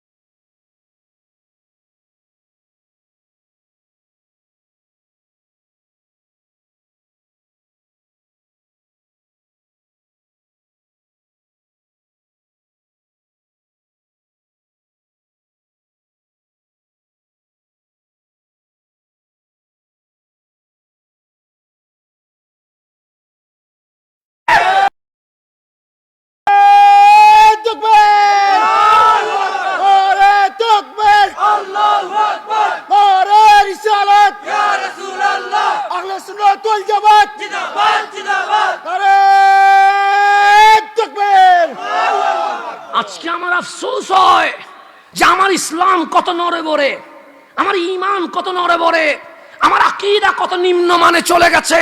সামান্য ক্ষমতার জন্য আমরা ঈমান বিক্রি করতে বসে আছি। আছি না নাই? আছি। আমরা মুখ থেকে শুনতে হয়, মূর্তির সামনে দাঁড়িয়ে বলতে হয় এত বছর আসতে পারি নাই, আজকে যে আসতে পারলাম আলহামদুলিল্লাহ। আমাকে শুনতে হয় এই কথা, আমাকে শুনতে হয়। মূর্তির সামনে গিয়ে কি আলহামদুলিল্লাহ বলে? কি বলতে হয়? নাউজুবিল্লাহ। সেখানে গিয়ে শুকরিয়া আদায় করতেছে। এটা কিসের ইসলাম? এটা কিসের ঈমান? এটা কিসের আকীদা? সামান্য বুটের লোভে যদি আমার ঈমান ঠিক না থাকে, আমি মসনদে গেলে তো ইসলামটাই বিক্রি করে দিয়ে বসে থাকবো। সেজন্য আমাদের বুঝার দরকার আছে না নাই? আছে। পানির জোয়ার গেলে দৌড় দিয়েন না, পানির জোয়ার দেখলে দৌড় দিয়েন না। কারণ ইসলাম এটা কারো দল বা কারো ব্যক্তি বা কোন নেতার কথায় চলবে না। এই ইসলাম আল্লাহ এবং হাবিবুল্লাহর দেওয়া বিধান অনুযায়ী চলতে হবে। আমার নবীকে কাফের মুশরিকরা কি কষ্ট কম দিয়েছে? বলেন না, কোন দিকে করে নাই? মারছে, তাই বলে কি উঠের বুড়ি তুলে দেয় নাই? তাই বলে কি আমার নবী দাওয়াত বন্ধ করে দিয়ে লাগায়া পাগল পাগল করে মিছিল করে নাই, করেছে তো। তাই বলে কি আমার নবী কষ্ট পেয়ে কোরআনের দাওয়াত বন্ধ করে দিয়েছে? দেয় নাই। এতগুলো জুলুম করার পরে যখন দেখলেন দাওয়াত কি হচ্ছে না, বন্ধ হচ্ছে না, আরো আমার নবী আমাকে যদি তারা চঙে গালি দেন আমি আর আসবো না, বলবে আমাকে কি দিয়েছে, গালি দিয়েছে, আমি এইখানে আর ঢুকবো না। আর আমার নবীর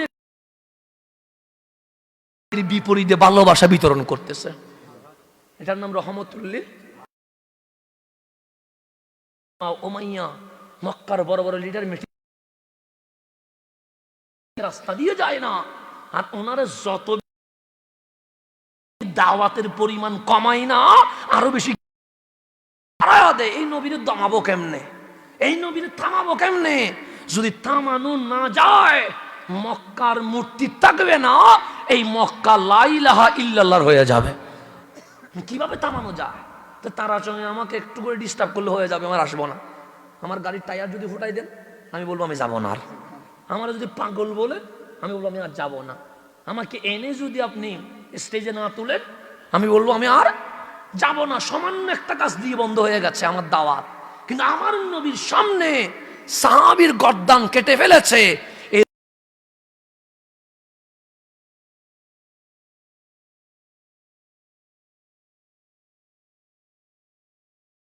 বান্ডিল দিলে তো মনে হয় কি হয়ে যাবে, চলে যায়, কিসের নরম হয়ে যায়। এটা মানে এটা বাণীর মধ্যে বাসি। আমার নবীরে বললেন কি শুরু করছেন? আমার নবী কি হয়েছে? আমরা 360 মূর্তির পূজা করি। আমার নবী বললেন গালি দিলেও দাওয়াত কি হবে না,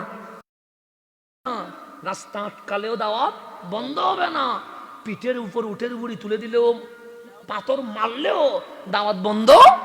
এখন আবু জাহেল হাসি দিয়ে বলে আর মারবো না। আর পাগল বল উঠের বুড়ি তুলে দিব না। আপনি তো আমাদেরই লোক, আপনি আব্দুল্লাহর ছেলে, আব্দুল মুত্তালিবের নাতি, কুরাইশ বংশের বড় উত্তম ছেলে, আপনি আল আমিন, আপনি as-সাদিক, আপনাকে আমরা সবাই ভালোবাসি। কিন্তু কালিমার যেটা দাওয়াত দিচ্ছেন এটা নিয়ে কি হয়েছে, ঝামেলা হয়েছে, অন্য কোনো ঝামেলা নয়। আচ্ছা আমাদেরকে বলেন না ক্ষমতা লাগবে, আমরা ক্ষমতা ছেড়ে দিব, আপনাকে দিয়ে দিব। দন দৌলত, বাংলো, বাড়ি, গাড়ি লাগবে, আরে চাল, আর শুধু বিনিময়ে একটা নামাজ নিজে, কোরআন নিজে পড়েন, কাউরে কোরআনের দাওয়াত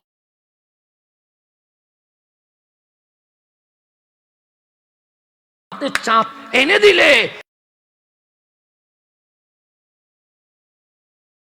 তাহলে ক্ষমতার লোভ আমার নবীর দাওয়াত কি বন্ধ করে দিছে?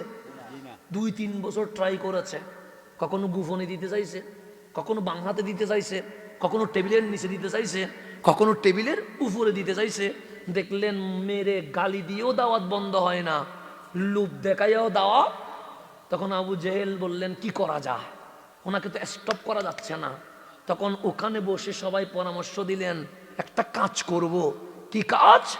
ধর্ম যার যার, উৎসব সবার। বাংলাদেশে এটা আছে না, ধর্ম যার যার, এটা আবু জাহেলের নিয়ম। এটা কার নিয়ম? আপনি মনে করিয়েন না যে বাংলাদেশে মনে হয় 10 বছর আগে আসছে, মনে হয় 20 বছর আগে আসছে, মনে হয় না। না, এটা আবু জেহেল মক্কার মুশরিকদের সাথে বসে বললেন, ওনাকে মেরে দেখলাম, গালি দিয়ে দেখলাম, হামলা করে দেখলাম, ট্রোল করে দেখলাম, দাওয়াত বন্ধ হয় না। ক্ষমতা, টাকা, গাড়ি বাড়ির লোভ দিলাম, দাওয়াত বন্ধ হয় না। এখন আরেকটা প্রস্তাব দিব, কি? সে ধর্ম যার যার, উৎসব সবার। নবীর কাছে আসলেন আবু জাহেল, নবীর কাছে আবু লাহাব, নবীর কাছে উতবা সাইবা, নবীর কাছে মক্কার বড় বড় লিডার, নবীর কাছে। আমার নবী বললেন কি হলো তোমাদের? আমার পাগল বলতা, আজকে আমার কদমে চলে এসেছো, আমার পিঠের উপর উঠের বুড়ি তুলে দিতা, আজকে আমার কাছে চলে এসেছো। আবু জাহেল বলে সমস্ত জকরাবাদ, সমস্ত বিরোধবাদ, এমন প্রস্তাব নিয়ে এসেছি আপনি নবী নিজেই খুশি হয়ে যাবেন। এমন প্রস্তাব এখন আনছি, আপনি কি হয়ে যাবেন নিজে। আমার নবী বলে বলো না, বলছে আপনার সাথে জকরায় যাওয়ার দরকার নাই। বস প্রস্তাব বড় সুন্দর, কি সুন্দর, সে 1 বছর আপনি নবী যেভাবে বলবেন আমরা সেইভাবে কি করব, আমল করব। 1 বছর আপনি যেভাবে বলবেন লা ইলাহা এটা বলবো, নামাজ পড়বো, রোজা রাখবো, আর এর পরের বছর আমরা যা করব আপনি নবীও তাই করবেন। আমাদের সাথে মন্দিরে যাবেন, আমাদের সাথে পূজা মণ্ডপে যাবেন, আমাদের সাথে গীতা পড়বেন, আমাদের সাথে করে আমরা যা বলবো তাই করবেন। তাহলে 1 বছর চলবে আপনার নিয়ম, আর 1 বছর চলবে আমাদের নিয়ম। এরকম করে আমরা প্রতি বছর কি হবে, চেঞ্জ হবে। ধর্ম যার যার উৎসব সবার বানাবো। 1 বছর আমরা আপনার পক্ষে, আরেক বছর আপনি আমাদের পক্ষে। 1 বছর আমরা মসজিদে যাব, আরেক বছর আপনি কোথায় আসবেন, মন্দিরে আসবেন। আল্লাহ বলে হাবিব ওরা কি বলছে, হাবিব বলে মাওলা গালি দিয়ে দেখেছে, লড়াইতে পারে নাই, হুমকি দিয়ে দেখেছে, ইসলাম থেকে 1 সুতা আমাকে এদিকে নিতে পারে নাই, ডলার রিয়াল সবগুলো দেখেছে, আমি ঈমান বিক্রি করে নাই। এখন বলছে আবু জাহেল 1 বছর নাকি আমার কথাই চলবে, আরেক বছর মানে তাদের কথাই চলতাম। ধর্ম যার যার, উৎসব নাকি সবার। আল্লাহ বলে কল্লিয়া আইয়ুহাল কাফিরুন লা আ'বুদু মা তা'বুদুন। শুনে রাখ হে কাফের, আমি জান চলে যাবে, তোরা যার ইবাদত করিস আমরা ওই মূর্তির ইবাদত আমি নবী করতে পারবো না। হাসতে হাসতে জান দিয়ে দিব, এরপরেও লা ইলাহা ইল্লাল্লাহ বলতে থাকবো।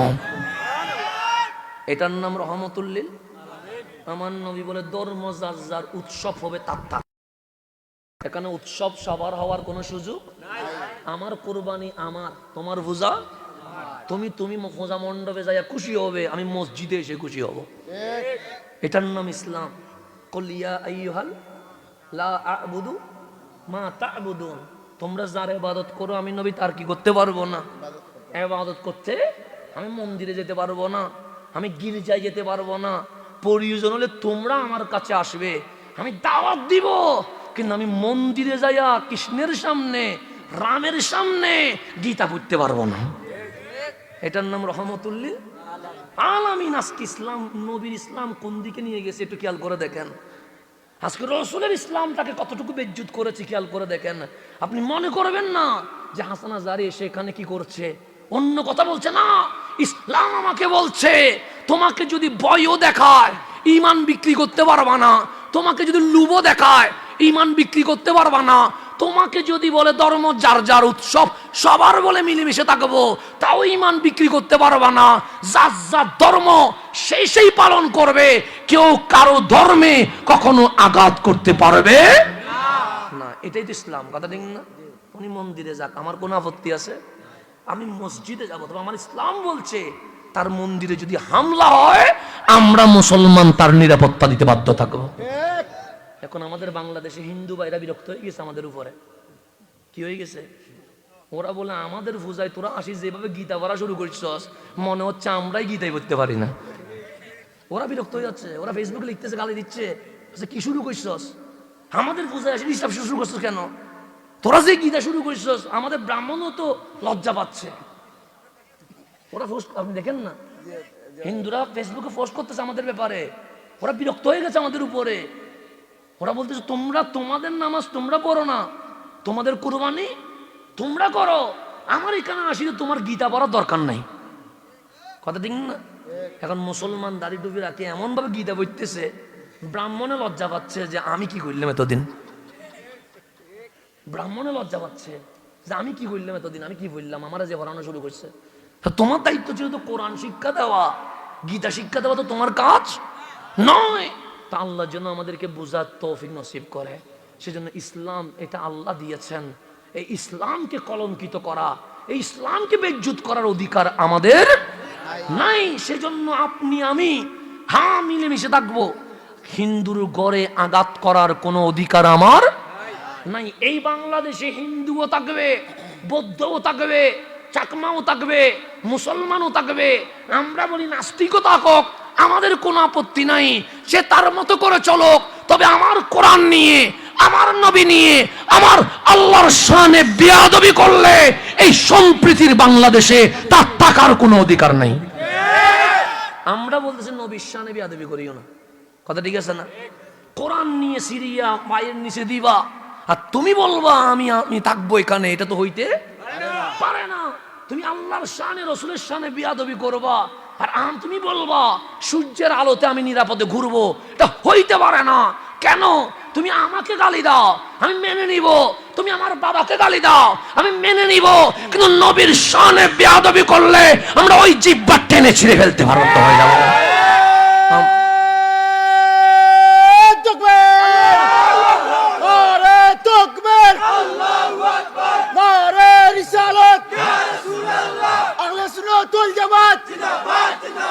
বিশ্বনবীর দুশমনেরা, নূর নবীর দুশমনেরা, ওলি আল্লাহর দুশমনেরা, নারে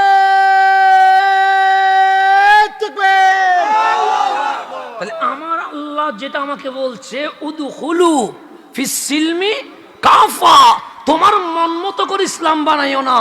আমি আল্লাহ, আমার রসুল যেভাবে ইসলামের বিধিবিধান দিয়েছি, শরীয়ত দিয়েছি, হালাল হারাম দিয়েছি, ঈমান আকীদা আমাল দিয়েছি, এর বাহিরে এক সুতা পরিমাণ যাওয়ার কোনো অধিকার। ইসলামকে আমার মন মতো করে বানাবো? এখন আমি আমার মন মতো করে বানাই, নাম দিছি হেকমত। কি নাম দিছি? হেকমা। আমি হেকমত অবলম্বন করতেছি। কিসের হেকমত অবলম্বন করতেছেন? হেকমতকে আমার নবী বেশি বুঝবে না আমরা বেশি বুঝবো? কে বেশি বুঝবে? আমার রহমতুল্লিল আলামিন বেশি বুঝার কথা, কিন্তু উনি বদরে তরবারে দান দিয়া, উহুদে দন্দন মুবারক রক্ত সহ দিয়া বিশ্ববাসীকে জানিয়েছে ঈমানের ব্যাপারে কোনো হেকমত চলতে পারে না। ঈমানের ব্যাপারে কোনো হেকমত চলতে পারে না। এটা হচ্ছে ইসলামের শিক্ষা। আর এখান থেকে আমরা সরে গিয়ে নিজের মতো করে দিন মানাই। আমার পক্ষে থাকলে আলহামদুলিল্লাহ, আমার বিপক্ষে থাকলে তারে একদম নামাইতে নামাইতে, ট্রল করতে করতে, পছন্দ না হইলে তারে বেজ্জুত করতে করতে বিশাল এক বাহিনী লাগাইয়া বসি থাকে। এরকম হয় কি হয় না? হয়। পছন্দ হইলে বুকে, পছন্দ না হইলে মুহূর্তের ভিতরে লাথি দিয়ে পিছনে ফেলে দেয়। কিছু বাহিনী বানায়া ওর পিছনে মানুষ লাগাই দিয়ে বট বাহিনী বানাই দেয়। এগুলোর নাম কখনো ইসলাম হইতে পারে না। আল্লাহ বলছে উদখুলু ফিস সিলমি কাফা, ঢুকলে 100 ঢুকো, না ঢুকলে 90% ঢুকার কোনো দরকার। মুসলিম যদি হও, মুমিন যদি হও, 50% মুমিন হবা, এটা হবে না। 80% মুমিন হবা, এটা হবে না। তা আপনি যদি মুমিন হন, আপনার দল আগে নয়, ইসলাম আগে। আপনি যদি মুমিন হন, আপনার নেতা আগে নয়, ঈমান আগে। আপনি যদি মুমিন হন, বক্তা আগে নয়, নবী সবার আগে থাকতে হবে।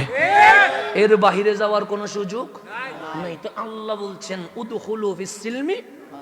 এখন হিন্দু যদি উলঙ্গ হাঁটে, আমি কি কিছু বলবো না? আমি বলবো তার মতো করে সে চলুক, আমার কোনো আপত্তি নাই। নাস্তিক যদি রাস্তায় দাঁড়াইয়া মদ খায়, আমি কিছু বলবো? আমি বলবো না তোমার মতো করে তুমি চলো। কিন্তু আমার মুসলমান ভাই, উনি যদি কাপড় পরার সময় এদিকেও সিরা এদিকেও সিরা পরে, আমি বলবো ভাই কাপড় যে পরেছো, তোমার কাপড় ডানে বামে ছিঁড়ার কারণে পরেও যেন না পরে আছো, উলঙ্গ মনে হচ্ছে, এই কাপড় তুমি পরতে পারবে? এটা আমি বলবো কি বলবো না? বলবো। আমার বোন, আমার মেয়ে, আমার বউ যারা চলবে, তারা যদি উলঙ্গপনা করে, আমি অবশ্যই বাধা দিব। কেন? আমি কখনো চাইবো না আমার মা, আমার ওয়াইফ, আমার বোন, আমার মেয়ে জাহান্নামে যাক। আমি চাইবো তারা আম্মা জান খাদিজাতুল কুবরার সাথে জান্নাতে যাক। কথা ঠিক কিনা? তা আল্লাহ বলেন বান্দা ঈমান আনছস ভয়ে, আমরা বললাম না। ঈমান আনছস লোভে, আমরা বললাম না। মালিক নামাজ পড়লে কেউ টাকা দেও না, আবার নামাজ না পড়লে কেউ আমাদেরকে মারেও না। তো নামাজ পড়লাম কেন? মালিক তোমার ভালোবাসায়। মাহফিল করলাম কেন? তোমার ভালোবাসায়। কোরআন পড়লাম কেন? তোমার ভালোবাসায়। তো আল্লাহ বলছে বান্দা, ও ওইভাবে চুল কেটেছে, তুই সেভাবে চুল কাটতে পারবি না। ও ওইভাবে ড্রেস পরেছে, তুই সেভাবে ড্রেস পরতে পারবি না। ও ওখানে গিয়েছে, তুই সেখানে যেতে পারবি না। কেন? আল্লাহ কোরআনে বলছে ওয়ামা কানা লিমুমিনিন ওয়ালা মুমিনাতিন ইযা কাদাল্লাহু ওয়া রাসূলুহু আমরা আইয়াকুনা লাহুমুল খিয়ারা মিন আমরিহিম। যদি তুমি মুমিন নরনারী হও, আল্লাহ এবং রসুল যদি কোনো বিষয়ে ফয়সালা দিয়ে দেয়, এর বাহিরে অন্য কিছু পছন্দ করার কোনো অধিকার কে বলেছে? মা কানা, কোনো অধিকার নাই। কার নাই? লিমুমিনিন ওয়ালা মুমিনাতিন, অন্য কারো না, মুমিন নরনারীর কোনো অধিকার নাই। কেন? আপনি চাইলে চুল এদিকেও কাটতে পারেন, এদিকেও কাটতে পারেন, মাঝখানে রাখতে পারেন, কেউ কি কিছু বলবে? বলবে না। আপনি চাইলে কাপড় এদিকেও ছিঁড়তে পারেন, এদিকেও ছিঁড়তে পারেন, পিছন দিকেও ছিঁড়ে ফেলতে পারেন, কেউ কি কিছু বলবে? বলবে না। কিন্তু আপনার ঘরে যিনি আর্মি আছে, উনি কি এদিকে কাটতে পারবে? কাটতে পারবে। উনি কি এদিকে কাটতে পারবে? তাহলে ওনাকে চুল কাটতে হবে কিভাবে? আর্মি ল যেভাবে বলেছে সেভাবে কাটতে হবে। ওনার ড্রেস আপনার মতো করে পরতে পারবে না। আর্মি ল ওনাকে যে ড্রেস পরতে বলেছে সেই ড্রেস পরতে হবে। আজকে পুলিশের নতুন ড্রেস এসেছে, আমি আপনি কত ট্রোল করলাম, কত মস্কারি করলাম, যেটা দারোয়ানের কেরানির কাপড়, এটা পরা যায় না। কোনো পুলিশ কি ওই কাপড় ছিঁড়ে ফেলেছে? আগুনে দিয়ে দিয়েছে? না, বলেছে আমি কাপড় পরবো না। না, উনি বিপক্ষে লেখে নাই, উনি বলছে রাষ্ট্র যে ড্রেস দিয়েছে আমি সেই ড্রেস পরতে বাধ্য আছি। তাহলে পুলিশ তিনি স্বাধীনভাবে চুল কাটতে পারে না, পুলিশ স্বাধীনভাবে ড্রেস পরতে পারে না, আর্মি চাইলে কোনো ভালো কোম্পানির জুতা পরতে পারে না, কারণ আর্মি ল যেভাবে বলে সেইভাবে ওনাকে চলতে হয়। তো আল্লাহ বলছে তুমি যদি মুমিন হও, তুমি তোমার মন মতো চলতে পারবে না, আমার নবী যেভাবে বলে তোমাকে অবশ্যই সেইভাবে চলতে হবে। এর বাহিরে আসেন, তাহলে মুসলমান হইলে কয় ভাগ হব? 100 ভাগ। এখানে 1 ভাগ কম বেশি হওয়ার কোনো সুযোগ, 100-এ 100, এর বাইরে যাওয়ার কোনো সুযোগ নাই। এখন বলেন বাংলাদেশে হিন্দু মুসলমান আছে না? নাই, আছে। সবাই মিলেমিশে থাকে কি থাকে না? থাকে। যদি আপনার এলাকায় হিন্দু ভাই থাকে, অবশ্যই আপনি কথা বলবেন, সম্পর্ক রাখবেন, বিজনেস করতে পারবেন। ইসলাম এতে নিষেধ করে। হিন্দু ভাই যদি পানি দিয়ে পান করেন সমস্যা নাই, বিস্কিট দিলে খান সমস্যা নাই, চনাচুর দিলে খান সমস্যা নাই, সবজি দিলে খান সমস্যা নাই, ভাত দিলে খান সমস্যা নাই। তবে মুরগি মাংস খেতে পারবেন না। কেন? মুরগি বলেন, মাংস বলেন, প্রাণী বলেন, ওই প্রাণী জবে করার সময় বিসমিল্লাহি আল্লাহু আকবার, আল্লাহর নামে জবে করতে হবে। তা আল্লাহর নামে জবে না করলে সেটা কি খাওয়া যাবে? সেজন্য হিন্দু ভাই যদি আপনাকে সবজি দে খান, কিন্তু যদি মুরগি দে আপনি বলেন ভাই আমি মুরগি খেতে পারবো না। কেন? তুমি মুরগি জবে যে সিস্টেমে করেছ আমার ইসলাম সেটা সমর্থন করে না। তাহলে হিন্দুদের সাথেও বিজনেস মুসলমান করে কি করে না? করতে পারে কি পারে না? পার। ইসলাম বলে নাই যে বিধর্মী বিদায় কথা বলবা না, এটা না।